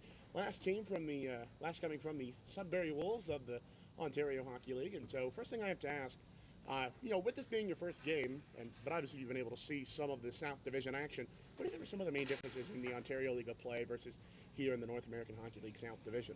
Yeah, I think it's a good league. A lot of guys battle hard and work hard every night, so I think it just kind of reflects my game, using my size to my advantage and stuff like that. So I think I'll just be working hard and battling hard, and I think I'll be good here. And of course, you mentioned your size, at least according to Elite Prospects, but obviously you can correct me if I'm wrong on this. 6'6", standing 6'6". Am I correct on that? That's right, yeah. 6'6" and 187. That's tall. I'll put it like that. So, and of course, like I mentioned, you come to us from the Sudbury Wolves, as well as the Saginaw Spirit, and of course, one of the remind me, 2 U.S. teams in the Ontario League? 3, yeah. Oh, 3, gotcha. 3, yeah. I don't keep up with the Ontario League much. I should, because there's some good players from there. But moving along here, Zach. So, firstly, what were some of the first impressions of Shreveport when you first got here? Yeah, well, definitely a little bit different than Ontario, a lot warmer, so that was kind of the first thing I noticed. I'd say definitely a lot warmer than Ontario. The warm weather, so it's nice in that aspect. It was a beautiful city, and so far I've been really enjoying it. The Southern hospitality has been really good, so I'm excited to continue being a part of Shreveport. Yep, Southern hospitality is one of the main things. Of course, we here in the South, not only from the outside hockey perspective like to provide, but also from the hockey side of things. Of course, when you mention Southern hospitality and hockey, well, you get the North American Hockey League South Division. Sitting here with Mudbugs defenseman number 29, Zach Wilson. You know, Zach, this is going to sound really off the cuff and off topic, but you share a name with a few famous people. Of course, one that comes to mind was the former Jets quarterback, Zach Wilson. Okay. And at first I hear Zach Wilson, I'm thinking, we're getting the Jets quarterback? But anyways, moving along, at least, from the Mudbug hockey aspect side of things and into your hockey side of things. And I say that because I want to know about your hockey story. How'd you get to where we are right now? Yeah, I grew up obviously playing since I was really young. I played AAA hockey my whole career in Central Ontario, where I was grown and born. So and then I got drafted to North Bay in the Ontario Hockey League when I was 16. I played a few games there with them. And then went into my second season with North Bay. I had a good year. And then me and my advisor were looking for a trade-off season. And then we came to Saginaw. And I didn't get a ton of opportunity there like I wanted, unfortunately, just with other guys not getting injured and things like that, the way it goes. So Sudbury reached out. They were kind of interested, and they were having some injury troubles and things like that. So I went to Sudbury, and then over Christmas break, just ultimately decided that I might want to change scenery and just a new start. So Shreveport contacted me earlier in the year when things were kind of mixed up, and I just kept their number. And Absolutely. So. Yeah, you know what? That's a good thing. That is a good thing that you kept their number. I'm kidding. But moving along here, Zach, who's your favorite NHL team? Favorite NHL team, probably Tampa Bay. Lightning. Yeah. Nice. Any particular player on them right now you like? I like Hedman, like as far as defensemen. Victor Hedman. Both defensemen. So on that team, I'd say Victor Hedman. He's a good player. So. And all time? Probably him as well. Probably Hedman as well as all time. You know what? There's nothing wrong with that. Yeah. Victor Hedman, he's a pretty good defenseman, I would say. At least on my perspective, a defenseman, anyways. But yeah. So remind me, billet-wise, you are currently staying with the Joneses. The Joneses. Yes. They are great people. They Joneses are. are great people. Absolutely. And of course, I'm sure they welcomed you into their home, just like anybody else. And billet brothers, you have any? I have a billet sister, younger billet sister. Yeah. Nice. Any roommates? Nope, just me and the family there, and they got a little dog, and Well, that's a good place. Yeah. That is awesome. That is awesome. Well, Zach, I'm asking you one last thing, and I'm gonna let you get going here. Of course, we come into tonight against the Corpus Christi Ice Rays. This is your first time playing against these Ice Rays. Is there anybody else in the South Division that you're really looking forward to playing? I know a couple guys, when I've asked this question back in, September, October, they told me, teams like Lone Star, New Mexico, Oklahoma, teams like that. Obviously, we're done with the Warriors on that side of things. But is there anybody else here in the South Division you're looking forward to seeing? I'm not too familiar with all the teams just yet, but here in Corpus, it's really nice. I've really enjoyed it, and I'm just kind of excited to travel the southern United States, kind of see all the places and things like that. So yeah, I'm kind of excited for every road game that we go to. Just a new place I haven't seen. Yep. And, it'll be a good life experience for me. So. Absolutely, and of course, I definitely know you're excited to get back home to George's Pond inside Hirsch Coliseum back in Shreveport. Well, Zach, thank you for joining me here on the Sonic Drive-In Second Intermission Show. It's good to talk to you, buddy. It's good to get to know you a little bit better. And I'm sure these Mudbug fans appreciate getting to know you a little better. I was going to ask you something regarding your pregame meal. You know what? Let's do that right now. What's your pregame meal look like? Pregame meal at home, usually like a pasta with a chicken. Pasta with chicken. So yeah, that's what I've been going with the last few years. It's been working well for me. So. Good. Yeah. All right. So pasta with a chicken. All right. Well, now Zach, it's always good to get to know guys' pregame meal. And honestly, I'll be honest, and I mean this bluntly, it's not unique, but it's not unique. You know what I mean? Yeah, I do. Yeah. Well, Zach, always good to get to know you. It's always good to talk with you, get to know you a little better. Thank you for joining me here on the Sonic Drive-In Second Intermission Show. And we'll be back with more here on the Sonic Drive-In Second Intermission Show. You're listening to Shreveport Mudbugs Hockey here on NATV and the Mudbugs Audio Network. Hey Mudbug fans, this is Duncan Welker with the Shreveport Mudbugs. DeFata & Associates Investigative and Risk Analysis Services has been conducting professional and private investigations for over 20 years. They offer both a full range of services to both businesses and individuals. Whether you need an investigator for a personal matter like a child custody case or suspect an internal theft problem within your business, DeFata & Associates can get you the information you need. Call Jerry and the team today at 318-635-9944 to talk about your case or visit them online at defatapi.com. Hey Mudbug fans, this is Duncan Welker.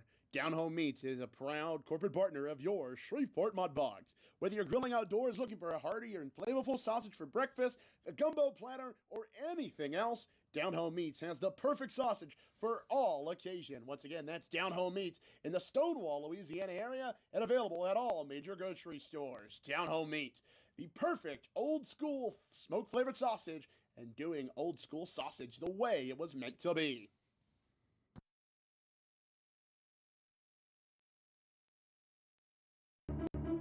For those that have fallen, I say get up. For those that are asleep, I say wake up. For those that are seated, I say rise. It is time.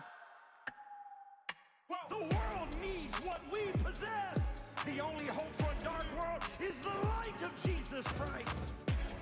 Let your light so shine. Thank you for tuning in to this Word of God Ministries message.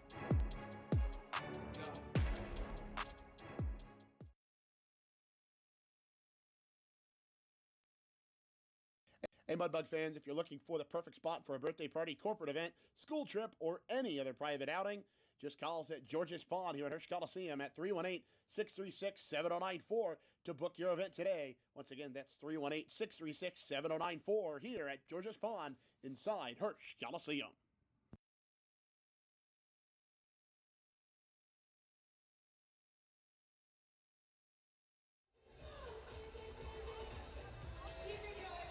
Back here in his second intermission report, delivered to you by Sonic Drive-In. This is how we Sonic. We'll take now a look at the out-of-town scoreboard tonight as we look around the NAHL. New Hampshire on top of Elmira 6-5. 4 third-period goals lifted New Hampshire on top of that one. New Jersey falls 7-6 to Maine. A game that has just gone final. Maryland, the Black Bears all over the Rochester Junior Americans 7-3 and a 4-goal second period as Maryland continues to tear up the NAHL. They have the best record across the entire league, and as well as Lone Star has done, Maryland has just been on fire. Bismarck leads 4-1 over St. Cloud in the final 30 seconds of the third period there. The Rebels trailing to Northeast Generals 5-1 late in the third. And just underway in the third, couple of games there. Watertown and Austin tied at 2. Austin, the Bruins scoring in the opening minute of the third period to tie it up at 2. We look ahead at the South Division now. Lone Star on top of Amarillo 2-1 over there at the Budweiser bullpen. North Iowa and Aberdeen tied up at 3. Chippewa and Minnesota doing battle there at the end of 2. Chippewa leads 2-1. A game that is very important in the South Division standings. The Ice Wolves of New Mexico, they're trying to get back on track after getting swept by the Bugs. They lead 5-2 over Odessa with 2 minutes left in the second period. Wisconsin leads Springfield 1-0. Minot on top of the Minnesota Mallards 2-0 after a period and a half or so there.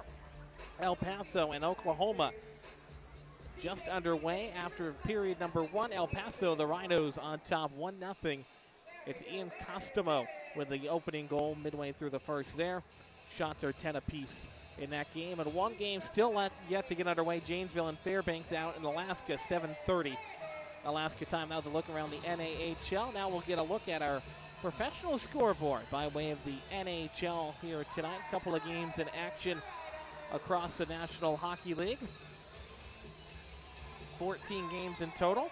The Blackhawks lead the Predators 1-0 in the second intermission. Predators out shooting the Blackhawks 21-6, but they find themselves on the shallow end of the scoreboard. Islanders and the Wild, they're tied up at 3. It's a power play for the Wild on the other side of the second intermission. They're about to start the third period. Shots 19-17 in favor of the Wild. A couple of games have gone final. My Bruins 10-2 all over the Rangers, despite only out shooting New York by 5 shots, 34-29. Flames over the Penguins 2-1 in Pittsburgh. Blue Jackets, home of former Mudbugs voice Steve Mears, 4-0 losers to Avalanche today.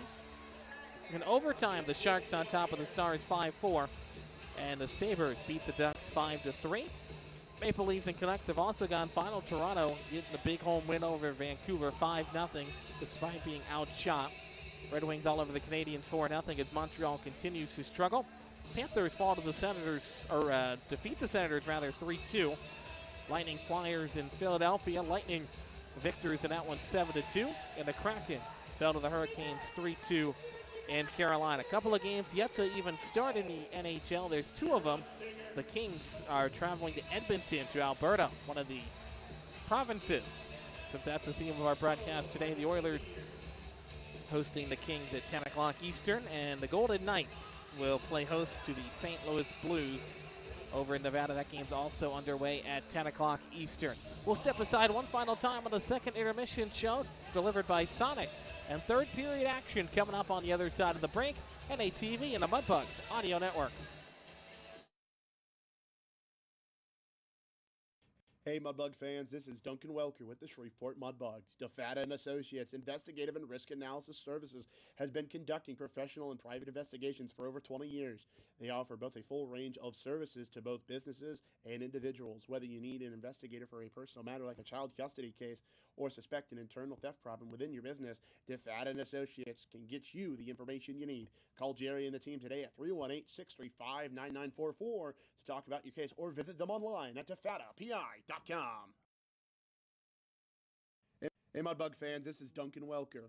Down Home Meats is a proud corporate partner of yours, Shreveport Mudbugs. Whether you're grilling outdoors looking for a hearty or flavorful sausage for breakfast, a gumbo platter, or anything else, Down Home Meats has the perfect sausage for all occasion. Once again, that's Down Home Meats in the Stonewall, Louisiana area and available at all major grocery stores. Down Home Meats, the perfect old school smoke flavored sausage and doing old school sausage the way it was meant to be.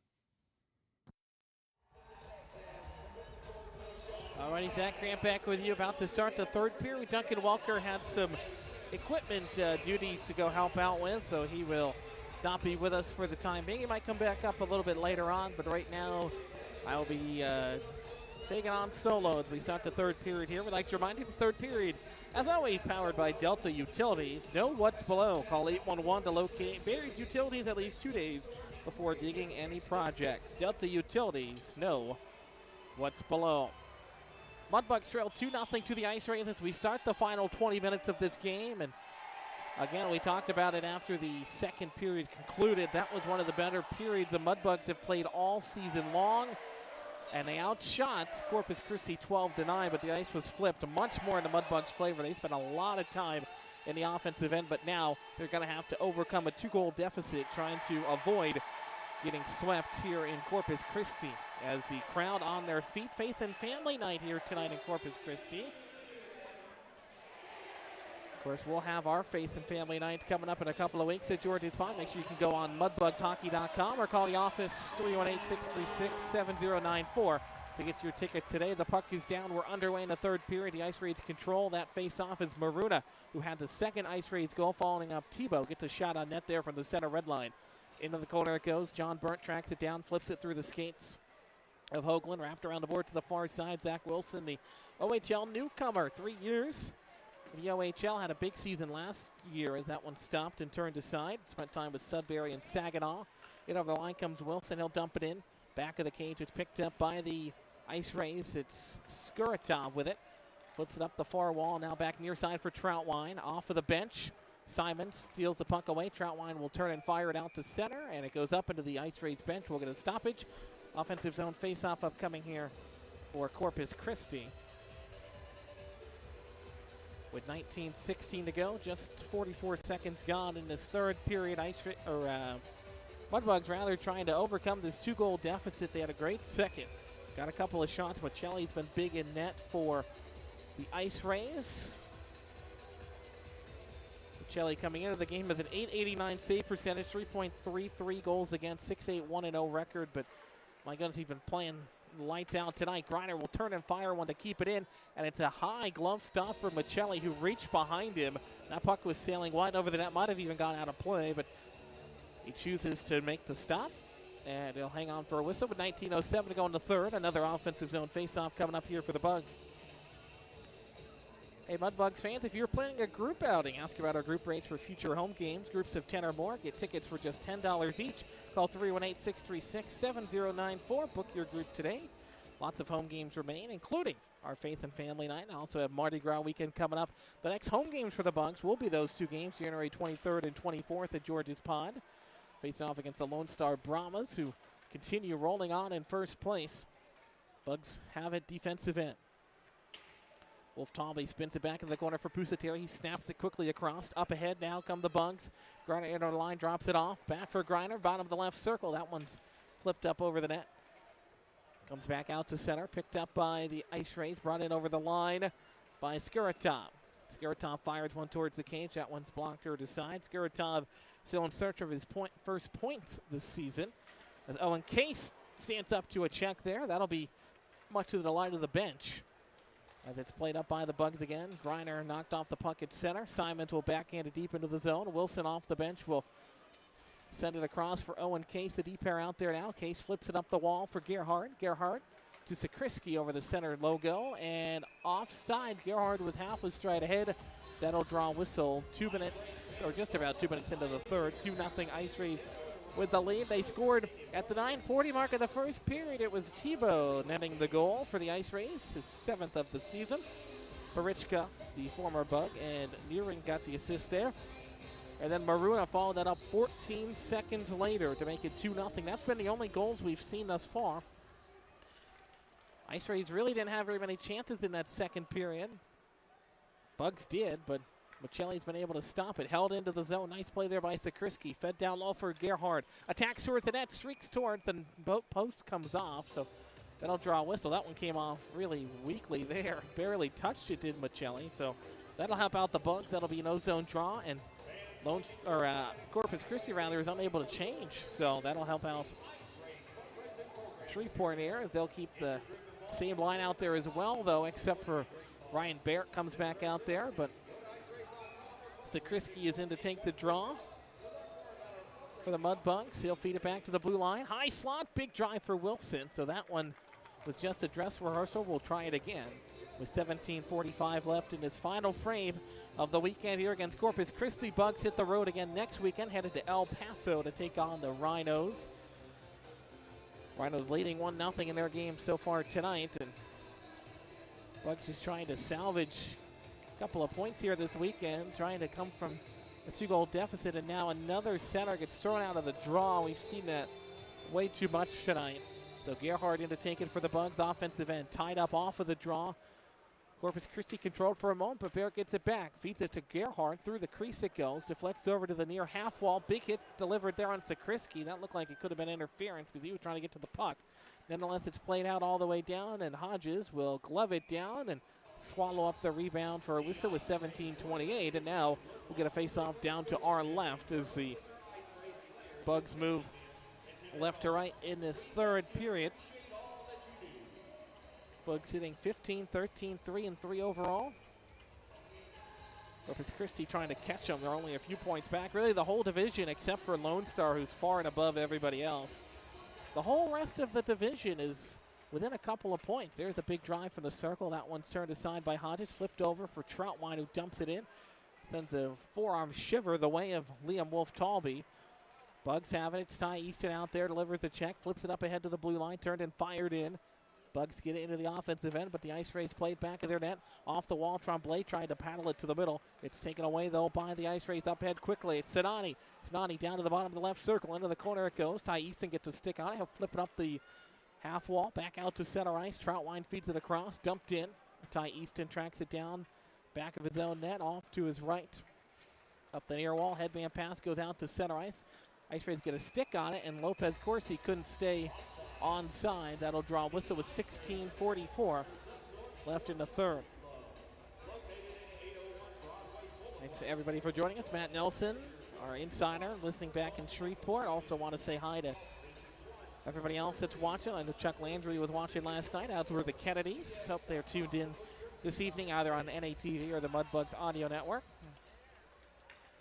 Glad to bring this to you from Corpus Christi. That one banked off the wall, wrapped around the boards. Jasper's going to win the foot race to it, tries to feed it towards the net, and he's hurting. Jonah's playing through an injury. We know that, and he's just going to barely be able to get to the bench. Ice Rays are going to ice it here. That was a close foot race, but it's won, and Jasper goes off to the bench, and Hunter Robinson, our head athletic trainer, will probably check him out. Looks like he re-injured that right leg. He's standing near the bench gingerly. He wants to stay out there. Jonah's a competitor. Of course, Jasper has played in almost every game in his third Mudbug season. He played 51 games in a rookie season, 47 games last year. He's already almost at 30 games now, so he's going to surpass both of those marks this year. But it's played up by Corpus Christi out to center. Up the near side wall, played by Maruna. Maruna takes a check in the corner. Mudbugs force a turnover. Shreveport gets it back of the net at Reed. Reed leaves it off for Griner. He turns up ice. Feeds it for Adams. Headman pass up ahead just off the edge of the stick of Gerhard. He'll foot race into the corner for it, but it's controlled by Corpus Christi. Back to the blue line, but not out. Adams pinches and holds in. Feeds it off the wall. Corpus Christi grabs the back of their own net. Almost 4 minutes gone here in this third period. 2-0 our score in favor of the Ice Rays. 2 first period goals. Here's Griner down to the bottom of the left circle. That one is stopped on the way towards the net. Picked back up by the Ice Rays to the blue line, and Barrett tried to save it, but it's offside. That'll draw a whistle with 15:38. Neutral zone face-off upcoming. Bucks on this road trip. We kind of talked about it a little bit with our pregame interview with Jason Campbell yesterday. The whole team was sick. Did not practice Monday, had a limited practice on Tuesday, and even a Wednesday before we left on the road trip. We didn't even have a full practice. And Mudbugs are coming off a couple of injuries as well. A couple notable names on the injury report. And, of course, some of those sicknesses as well. We actually brought 25 skaters with us on this road trip, and a couple of newcomers as well. Zach Wilson joined the team. Barrett back out there. Corpus Christi offensive end. Big drag from the blue line, and Hodges will gobble it up and hang on for a whistle with 15:15 left in the third. 2-0 to score in favor of the Ice Rays, trying for the weekend sweep. Ice Rays have won 3 straight. This would be back-to-back home sweeps for them. They swept Amarillo last week. And just like the Bugs had a few weeks ago with the trio of homestand games, the Ice Rays are in the middle of theirs right now. Of course, every team plays the same number as now the Ice Rays center offensive end gets thrown out. But, you know, you play the same number of games at home or on the road, so when you have this long stretch at home, you're going to pay for it eventually. The Bugs are paying for it right now, 5 of the next 6 weeks away from George's Pond, including this week. So we've knocked one off the road trip as it's played in delayed offside. Burnt will have to track it down for the Bugs in a corner. 5 minutes gone, third period. Need a spark on offense. Here's Burnt with speed. Will pitchfork it in from the center line. Icing is waved off. Picked up by Corpus Christi. The Ice Rays in the corner trying to work out of the defensive end. It's Lucas Hine with it. He'll flip it up the far wall. Held in by the Bugs. Back of the cage. It's Jasser back out there. Takes a check and tried to feed it for Hoagland, but it goes wide of Evan's stick all the way down. Burnt will backhand it for Jasser, who just barely tags up. He's back out there again, a competitor so far this season, and he's going to not get called for a slash. Crowd wanted one. Referee says no. We roll on 14-22. Played up the half wall. Near side, Semengo takes a check as he let go. Gets hit high into the boards. Goes down to the ice. It comes out to center for the Bugs. Still having possession as it goes off the edge of Burnt's stick. Now it's played the other way. Brought over the line by Corpus Christi. It's Tebow. Tebow sends one, and Hodges off to his left will make the stop. And a puck will bring us to immediate timeout. 14:04 left in the third. 2-0 Ice Rays on top. The Bugs getting some pressure, trying to get the come from behind victory for the second straight Saturday. We'll take a timeout on NATV and the Mudbugs Audio Network. Hey Mudbug fans, this is Duncan Welker.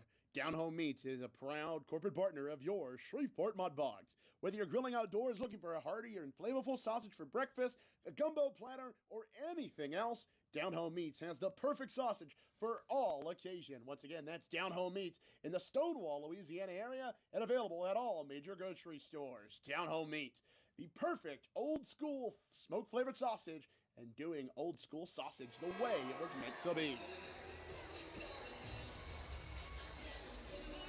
Tebow Maruna, the goal scorers for Corpus Christi. The Ice Rays lead 2-0, 14 minutes left in the third period.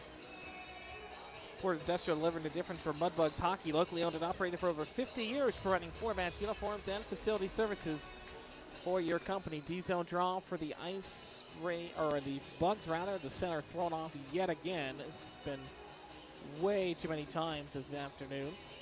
14:03 left, and they'll reset the draw here off to Hodges left. Finally, the puck is down, controlled by the Bugs. They'll wrap it around the boards, defensive end. Up to the blue line it comes, banked out to center ice. It goes off a Mudbug into the bench and out of play. Stops time with 13:59 shots, 31-18 in favor of Corpus Christi. Also, if you're looking for planning a group outing, ask about group rates for future home games. Groups of 10 or more get tickets for just $10 each. Call Sabrina at 318-636-7094. Book your groups today. Again, the next home games for the Bugs will be the 23rd and 24th of January against Lone Star as this puck goes off the top of the glass as the PA announcer continues to talk all the way through this play. Reed back of the cage, backhands it off to the near wall. Center toward the net, goes off the side of the cage, picked back up by the Ice Rays. Offensive end, flipped up to the blue line. Bugs trying to clear. Troutwine holds it in, goes through the skates of Simons, who tried to block it away, and then it's held in once more. Now they get it out. Simons up the center of the ice.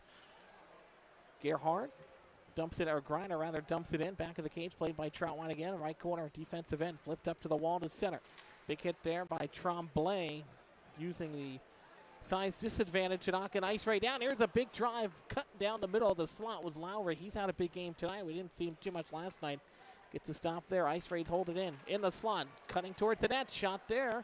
Whistles through the crease. Goes over to the far wall. Picked back up by the Bugs. 7 minutes gone in his third period. Tremblay spins and fires it out of the zone. Almost all the way down. Played hash mark to hash mark for Corpus Christi. They'll start to break out far side. Shoved off the puck. Icing is waved off. Foot raised one to it by Ty Easton, trying to get around the harassing back check of an Ice Ray. Flipped up the wall by Tremblay. It's held in, says the linesman. Remy picks it up back of his cage, settles it below the goal line, flips it up top as they try to work it out. Ty Easton overskates the puck, a giveaway right in front. Ice Rays with a great chance, a shot, score, tic-tac goal. And the Ice Rays get another on another bad turnover for the Bugs. 3-0 to score, and that was just like their second one, Duncan. Yeah, I know, and that's just, man, I can't find any more adjectives or verbs, nouns, whatever have you. That was an unfortunate tic-tac play for the Ice Rays. But of course, if you're Easton Swift, well, that was good for you, but of course for the Mudbugs, unfortunate there. As we see it on the big board in front of us, I'll just try to get his glove on it and swallow it up, make a nice save there, but fortunately he's not able to. So with 12:28, 3-0 Ice Rays. Gotta get something done here, boys. Let's get her going. Hodges has been big. He's been let down by his skaters thus far tonight. That's a second straight goal again. That's for the Ice Rays. That's off of a turnover. Jasser is back out there after skating gingerly to the bench earlier. Here come the Bugs quickly. Hoagland will feed it forward off the side of the net, and Michelli's going to hold on to it. And again, it's just so tough to see this team. You know about all the illness. We were talking about it while you were down there, Duncan, but all the illnesses and the missed practices this week. Yet they come out. Last night it was tough. Then they come out firing tonight, and they have that great second period. Just nothing to show for. Honestly, Doug, I think you're right on that. I don't think much else can be said about that. But, I mean, there's still 12-10 left, and there's, all it takes is just one. All it takes is just one as the Ice Rays do win that faceoff, but it was slapped down by Johnny Byrne for the second, but it'll come back out to the Mudbug zone. Yeah, it's flipped up the wall there by Wilson. Bounces free. Jasser over the line. Backhands it deep into the left corner it goes. Hoagland tries to center it. Turned aside by the Ice Rays. Fed back up top. Snapped across for Burnt. Left point. Big shot there. That's got blockered away in front. Never even got to the net. Obstfelder. Ice Rays will go right in front. Jasser from a knee will fire one, but it gets deflected up and into the netting out of play. That'll draw a stoppage with 11:40 to go. Not gonna lie, that was not gonna lie. If the puck is just down a little lower, I think that goes in past Michelli, or at least gets on the net to create a rebound chance there, but obviously it goes up the line. Of course, if you're the Bucks here, like I mentioned, 11:40. All it takes is just one, but clock's moving, boys. Just gotta get something going. Wolf Talby to take the offensive zone draw right side. One back to the hash marks for Griner, but he overskates the puck. Ice Rays get it back. Flip it up to the blue line. Adams holds it in. Might have taken a high stick there, but he got it in anyway. Here's Wolf Talby. Tried to feed it to Wolf Talby. That one's banked out to center ice. Griner mixing it up there with Perichka. Perichka goes down after he blows a tire. Picked back up by the Bugs in over the line. Center slot. That's Griner. Fires one towards the net. Picked back up at the blue line. Reed with a one-timer got deflected, and that's going to be a penalty upcoming. I thought maybe Griner just blew a tire there. Adams sent one just wide, but he's going to be able to draw, or Simons rather draws a penalty. I thought he went down on his own, but the referee disagrees. Oh, well, that is a good thing. And, of course, I'm going to say it again, say it loud, say it proud. This is a crucial power play, Zach. And, of course, as number 9 for them, Nick Evans, goes into the box. We'll find out here how crucial this Bucks team can be in these moments, and more importantly, we'll find out how much they want it. Obviously, they want it, but you know what I mean in terms of the effort. Yeah, this is now the 6th straight penalty on Corpus Christi. Bucks are 0 for 5 on the power play, including that abbreviated 5-on-3 that they just couldn't capitalize on. But Again, that second period where they only saw one power play was the best of the 3 so far. 11:04 to go in the third, trailing by 3 goals. Christi in to take it left side. Off the draw. Ice Rays will work it back of their own net. Flipped around the boards. Gerhard pinches to hold in at the right point. Pitchforks it down. Goes off the stick of Christi into the corner. Centering feed there. Goes wide to everybody, and Burnt will have to track it down at center. So that'll wipe out that advantageous chance they had there. Burnt quickly into the line. Snaps it off to the left for Christi. Had to go off the edge of his stick. Simon's got a touch on it. Back for Chase. Chase down to the bottom of the right circle.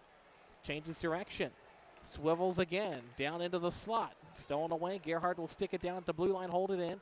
Sent left side, Tremblay back up top for Burnt. Slides it across again for Gerhard. Gerhard at the left point. Down low to the hash mark, Tremblay works up top, now near side Burnt again. Centering feed for Gerhard. In the high slot, fires, save there. Rebound for Simons, trying to poke it home. Gerhard gets it back. Bottom of the left circle, works into the corner. Feeds it back up the wall. Looking for a play. Doesn't have one thus far. Gerhard gets it right back. Circles back up to the blue line. He's got Tremblay off to his right wing. Whiffs on it there. Holds on to it. High slot. Toe drag. Shot there. That one deflects just wide as well. Burt tries to play it off the wall and pinball it around, but now it's played back down low again. Gerhard just out past his outstretched stick out to center. 45 seconds to go on the power play. Up ahead again is Gerhard in over the line left side. Corpus Christi steals it away as he overskates it. Ice Rays trying to work it out of the zone, and they do finally get it out to center.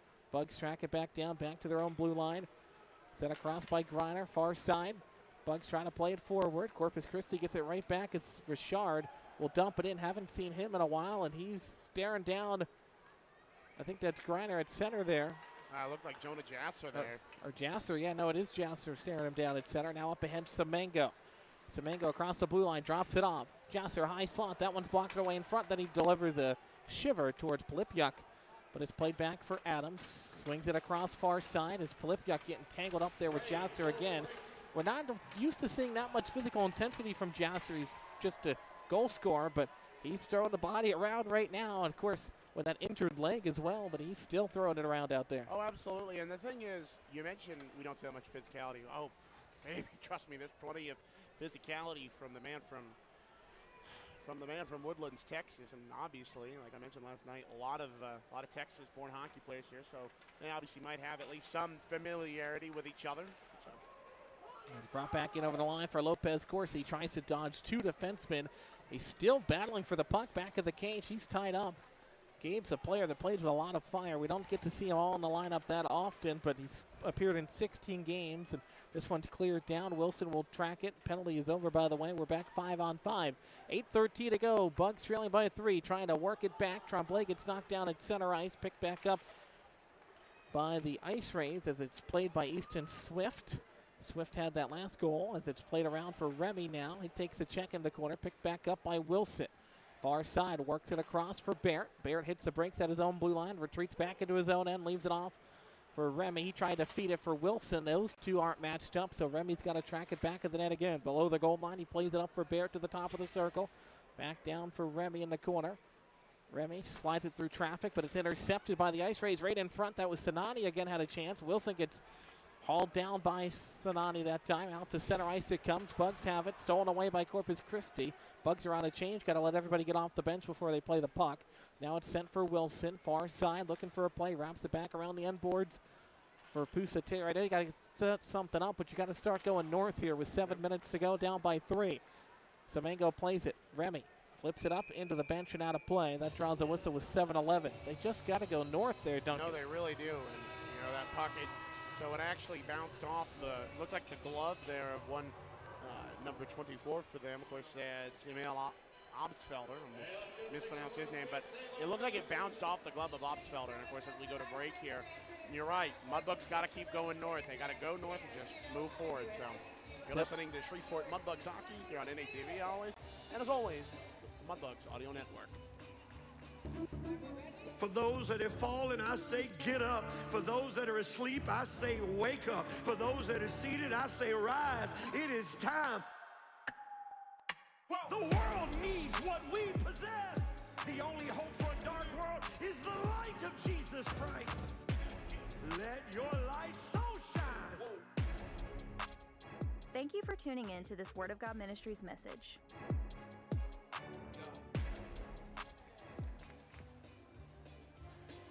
Alrighty, back here in Corpus Christi, 7-11 to go in the third period. Ice Rays up 3-0. Bugs having some life offensively, but just can't get anything past Michelli. He comes in with an .884 save percentage, and my goodness, he looks like he's a all-star out there as it's played by the Bugs. Simons up the middle of the ice trying to work it out of the zone. Now he'll come in, dump it in from the red line, wrapped around the boards. Michelli back of the net to play it. He'll flip it off the top of the dasher boards there, off of the glass. Case got a stick on it, but it goes out to center. Ice Rays in over the line, far side. Three-player entry in the slot, fires, top shelf. They snipe it past Hodges, and it's 4-0. Well, Zach, I think that's all that can be said about that. He was able to snipe it, and there's a little bit of action down here in between as he picks up the puck. And, you know, most players that'll do that, that'll be like an achievement. Troutwine yapping with Mitchell Reed there.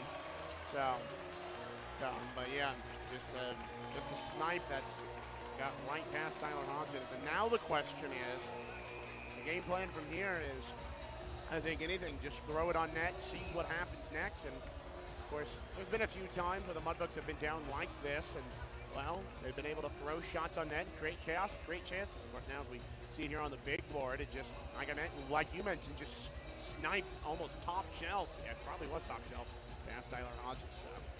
That was Skuratov's first NAHL goal, so the Bugs have been bitten by that twice this weekend. Yep. Norris III had his first career goal last night, and now Skuratov gets on the board for the first time as the Bugs trying to avoid the weekend sweep. Doesn't look like it's going to be happening here tonight in Corpus Christi. Ice Rays up by 4 now with 6.5 to go. Case will hold it in. Case into the slot, drops it off, fires a shot there, saved by Michelli, and hanging on for a whistle. And now, if you're the Bugs, like you mentioned, get pucks on net, but also play smart. Oh, absolutely. Play smart, stay out of the box, but again, create chances, create chaos. Biggest thing I've always loved about hockey is that a goal, as long as it crosses the blue line, or rather the red line, blue line's down in front of us. As long as it crosses the red line, it counts. It could be a garbage goal, clean goal, doesn't matter. Crosses the red line, and that lamp goes on, that's what matters. Sheverganov swings it around the end boards, picked back up by the Ice Rays. They'll play it at the blue line. Dangerous pass there at the blue line. Bugs able to sniff it out, but it's held in momentarily by Naring. He'll send it deep. Lopez Corsi picks it up for the Bugs. Back of the cage for Reed. He'll flip it up the near wall to the blue line, but not out. They turn it over. Perichka down the slot. Stolen away by the Bugs once more. Andre gets it back. Feeds it for Naring. Drops it off again. Fires a shot. Nice save by Hodges. He almost let up the rebound going towards the net, but he's able to have the reflexes there to block it out to center. 5:55 to go. Third period. Ice Rays go D-to-D at their own blue line. Flipped up ahead off the wall and turned in for Naring. He'll go off for a change. Bugs will track it down. It's Owen Case to pick it up out of Ohio. One of the two players, of course, Mitchell Reed being the other, to play with the Blue Jackets 18 AA team together before joining the Mudbugs here. And over the line again comes Corpus Christi. Far side, down to the bottom of the right circle. Shot there for Hodges, gives up the rebound. Centering feed goes through the crease. Rebound, top shelf, and a goal again. Stick side, it's Richard. He's been a pain in the Mudbugs' butt all weekend. He gets the goal there, and it's 5-0. Well, Zach, I'll be honest. How do I put this bluntly? It's just one of those things that happen. Now, I'll say as for the goal effort, as we watch it here on the big board, it just led to a bad turnover from the box, and as he sniped it home, it just went left and right on the post there. And I say on the post, you know, on the netting there. It's just, but the goal was off a bad turnover from the Bugs on the right of Hodges, and landed on the stick of Mark Alexander Richard, and then right past him. So, unfortunately, 5:26. At this point, just throw it on net and see what happens. That's 6 goals now on the year for the Ice Rays defenseman. Bugs track it back in their own zone. Remy flips it up the far wall for Trombley. He'll leave it back off for Remy. Wraps it around the end boards down to the near side. Flipped up the wall to the blue line. Big hit by Richard, and here we go. We got a melee right in front of the Bugs bench. Linesmen step in quickly as the bench got to be careful not to get involved here. They're tied up right along there. Linesmen step in. Richard has been talking all weekend long, and the Bugs had finally had enough as they go after Richard here. And here we go, trying to drop the gloves. And Jasser punches over the linesman, trying to get at Richard. He's got him pinned against the side of his helmet there. as Jonah Jasser is showing that physicality, sticking up for his teammate. He good. goes after Richard. Oh, sorry about that. And then Easton just checks an ice ray down away from that fight. We don't want to see that either. We need Ty out there. Jasser still going after an ice ray. Now he's going after 23 in black, that's Norris. And Easton's going to drop the gloves. He's looking for a dance partner. Tremblay on the far side. He's going after an ice ray as well. Look at poor Ty. He's been wanting to fight for like 3 weeks. He drops the glove. Nobody wants to go after him. The 6'5" frame. He's still chapping away. Now at Chase Lowry. And Easton's going to get escorted to the box. He dropped the gloves. Just had nobody willing to tango. Oh, I know. And it's just that was a sequence. And honestly, the thing about Richard is, as he's there down in the penalty box in front of our vantage point, he's still, egging on the crowd, still yapping and yapping and yapping. And as we look on the big board here, Jasper's able to get some shots in on Richard as well as over the linesman. Yeah, we probably don't want to see that, though. Oh, no. But he was able to get some shots in on Richard, and that is what matters, but not on the refs. You never want to see a referee get thrown on. And then Ty Easton just taking down number 8 Grayson Cohen, and then of course Jasper tried to get back in on number 23 Charles Norris III, and just like you mentioned, Easton just dropping the gloves, trying to find somebody, anybody at this point. And honestly, that's one of the things this Mudbugs team is both good and how do I put this bluntly? Doesn't need to be good at sometimes. Just getting in there and creating chaos. And, well, chaos not in the good way in that front, as I've mentioned a few times. But, of course, now it looks like Jasper just going to be thrown out straight up. Well, he gets the 10-minute misconduct. There's only 5 minutes left, so he's done. Yeah, no, he's out here.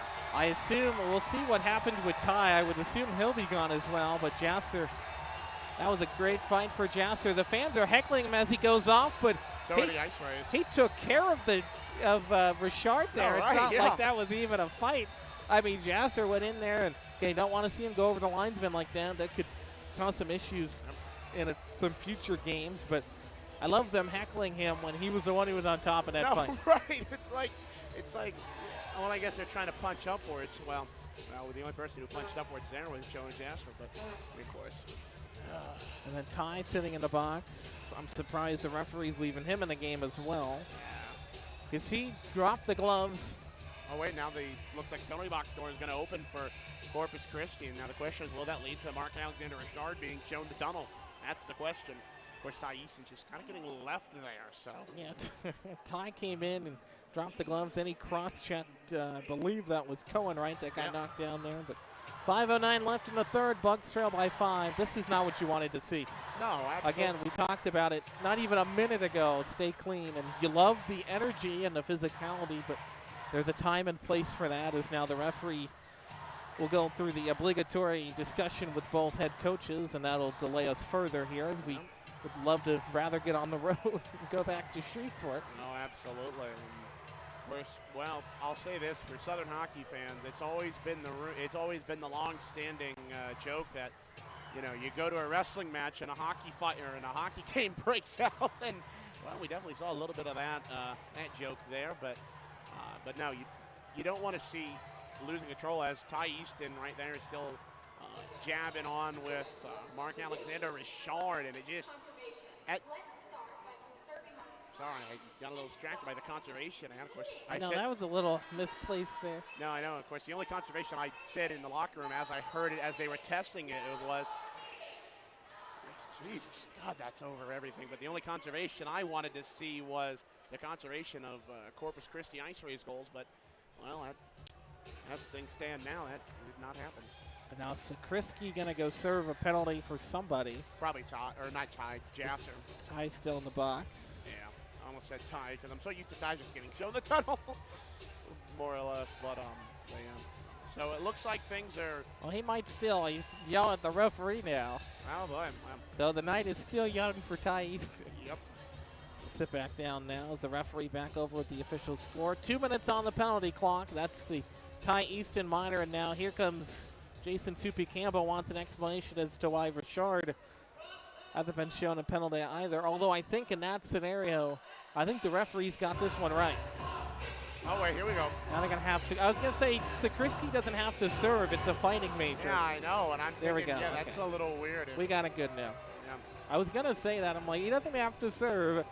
because it's not a strength-inducing penalty. Yeah. It's just coincidental majors for fighting. So, nonetheless, Richard will sit, as will Ty Easton. So the two big enforcers aren't out there for either team. Here's a quick drive and a shot from the blue line for Evans. That's stopped by Hodges. That draws a whistle with 5:03, and another meeting of the minds out there right in front of the netminder. I know, so looking at NAHL.com on their live stats, so as it relates to, Ty Easton will have a roughing minor, so he's obviously in the box. Jonah Jasser throwing the door on sportsmanlike conduct, and it looked like Jason Christi was added on here. They haven't taken it away yet, but Mark Alexander Richard, of course, for a, it appears to be charging minor, but nothing thrown on the clock. But anyways. Some interesting slew of penalties there, nonetheless. Ice Rays out of their own end, flipping up the near wall. Played up ahead and over the line. Comes Corpus Christi down the slot. Shot there for Evans, again turned aside. And the Bugs fling it all the way down the lane to the ice. 4.5 minutes to go in this third period. Ice Rays up 5-0. Not a successful weekend at all for the Bugs to open up the road trip. They go to El Paso next weekend to face off against the Rhinos before going back home to George's Pond to take on Lone Star. In over the line quickly as Tebow fires one that goes off of the post. Then he gets knocked down. Crowd thought he might have scored. This one's cleared down all the way down on net. Michelli will play it to his blocker. Swing it over to the left side for Evans. Evans takes a check from Tremblay there. Then Tremblay gets tied up with Evans and it gets thrown into the boards. Crowd likes the hit, and that's going to be a penalty. Tremblay draws the penalty, and here comes Griner. He's going to go after the Ice Rays here as he'll tie up again at center. You know, that's not something you want from Jared Griner, but good on Willie Tremblay for drawing that penalty. And the thing with Willie is, I was going to mention this earlier before, well, it all broke loose, was Willie Tremblay is a very feisty player, and that's one thing, especially right now, you love to see from any sort of player, is just being feisty. Now, of course, Jared Griner chirping away at the Ice Rays bench, so 2 minutes will be thrown on the board for Nick Evans there. So it'll be a 4-on-4 at least for the next minute and 9. Sure, we'll go with that. That's right. It's getting late here, but that's right. But no, and these two teams will face off against each other one more time. It'll be at George's Pond, February 27th, 28th. They're going to have this game circled, that's for sure, as Hoagland takes the offensive zone draw back to Adams. 4-on-4 for 48 seconds. Adams, high slot, fires one just wide. You'd love to see the Bugs at least get on the board here. Yep. But the Ice Rays will break it out on the attack. Up ahead, far side, it's Norris, and over the line. Feeds it forward on a touch pass to the left circle. Tried to hit Sonati there. Fed back up the wall by Corpus Christi. 3.5 to go, third period. Bugs trail by 5. Tied up along the near wall there. Some cross checks being delivered as things getting feisty again. 4-car pile up there. 3.5 and rolling. The crowd, rather than their feet, wanted to see a fight. I think we've probably seen as much as we're going to see here. Still a good battle for it. Puck is still loose. Cross checks going everywhere. You'd like to see the referee maybe blow this one dead, but finally worked free for Mitchell Reed to pick it up. Of course, now Ty Easton comes out of the box as Reed just gets a love tap there from the back of a Corpus Christi player. I believe that is. Yes, that is Norris. So a minute on the power play now for the Bugs. Hoagland sitting behind the cage, leaves it off for Burnt. Burnt starts up on the attack to the left side. Work now off to the right for Barrett. Barrett over the line. Spins and fires one from the blue line. Troutwine will backhand it up the boards. Held in by Hoagland. Squirts free to Barrett right in the slot. And a diving stop knocks it out of play. What a great play by the defenseman that time getting up to his feet. That's Lucas Hine, because that was a great scoring chance for the Bugs. And then out of the box, serving that penalty was Mark Alexander Richard. He comes out of the box now. Face-off will come out, looks like to the right. All one, Xander Michelli. And, well, 40 seconds left. 2:39 left on the game clock. Let's cause some chaos here, eh? We've had enough chaos. No, I mean goal-scoring chaos, Zach. Goal-scoring chaos. But we need to collect the zeros. We can get on the road. Yeah. Face off, near side, controlled by Gerhardt. Up to Burnt, feeds it across for Tremblay. Willie to the bottom of the circle. That shot is deflected out of play, and will do it again just 8 seconds after the last face-off. 33 seconds remain on the Bugs power play. And, you know, Fireplace Specialties, of course, a proud corporate partner of Mudbugs Hockey. Fireplaces, gas logs, glass doors, wood stoves, mantles, and grills. They've got it all. Located at 8500 Box Road in Shreveport, or on the web at fireplacespecialties.net.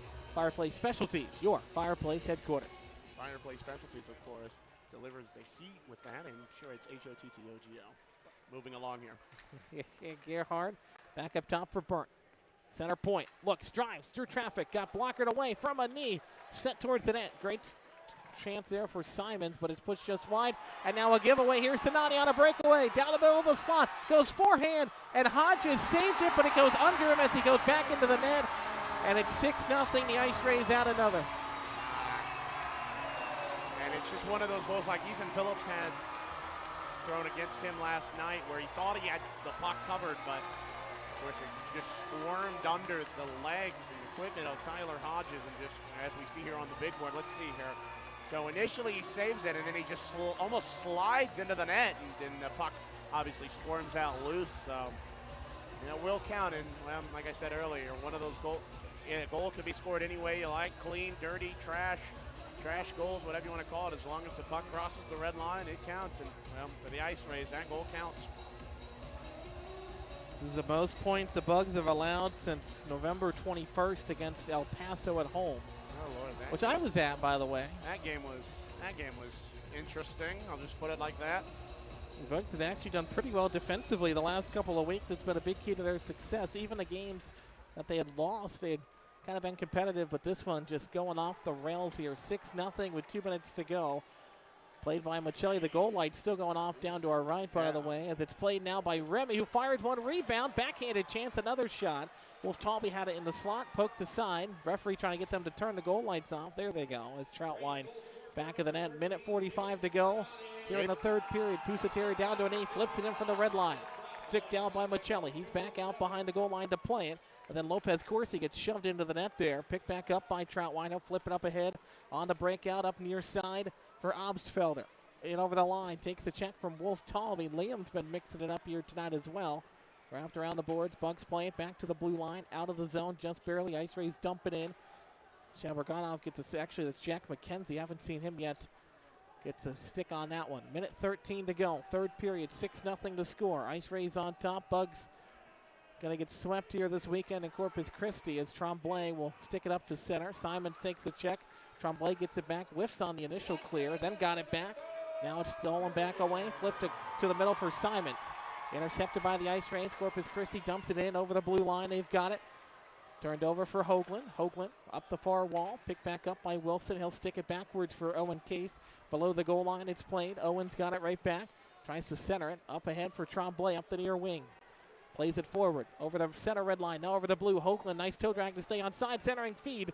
Try to hit the trailer Tremblay. And Wilson was also there on the far wing, but just can't corral it. 30 seconds to go. Tremblay tied up along the wall there. As it's just held along the wall. That honestly might be the best thing for the remainder of the game here with 20 seconds left. 5-card pile up, trying to work it free. It squirts into the slot, played by the Ice Rays. Flipped up ahead all the way down for Hine. At the blue line, tied up there was Lowry. Wilson will track it down. 6 seconds left. The countdown begins in Corpus Christi. And the Bugs, after a good second period showing, it kind of goes off the rails, allowing 4 goals in this third period. And they drop this one to the Ice Rays 6-0 here on this Saturday night. Well, in fact, I don't really know what more can be said about this weekend, and this game included as the most overplayed song in all of hockey. Well, unless we play it at home, of course, then it's the most underplayed. But as it rings out through the Hilliard Center here, it has to get under the skin. Of course, as Andre Parichka goes over to several of his Mudbug teammates, or former Mudbug teammates rather, and sends them off, at least in good spirits in that effort. But yeah, that's where we leave things. 6-0 defeat in the hands of the Corpus Christi Ice Rays. Yeah, Ice Rays fans celebrate. We'll take a timeout. Nikki's postgame show on the other side on NATV and the Mudbugs Audio Network. Fireplace Specialties is a proud corporate partner of Shreveport Mudbugs Hockey. Fireplace, gas logs, glass doors, wood stoves, mantled and grills. They've got it all. They're located at 8500 Box Road in Shreveport or on the web at fireplacespecialties.net. Once again, that's fireplacespecialties.net. Fireplace Specialties is your fireplace headquarters.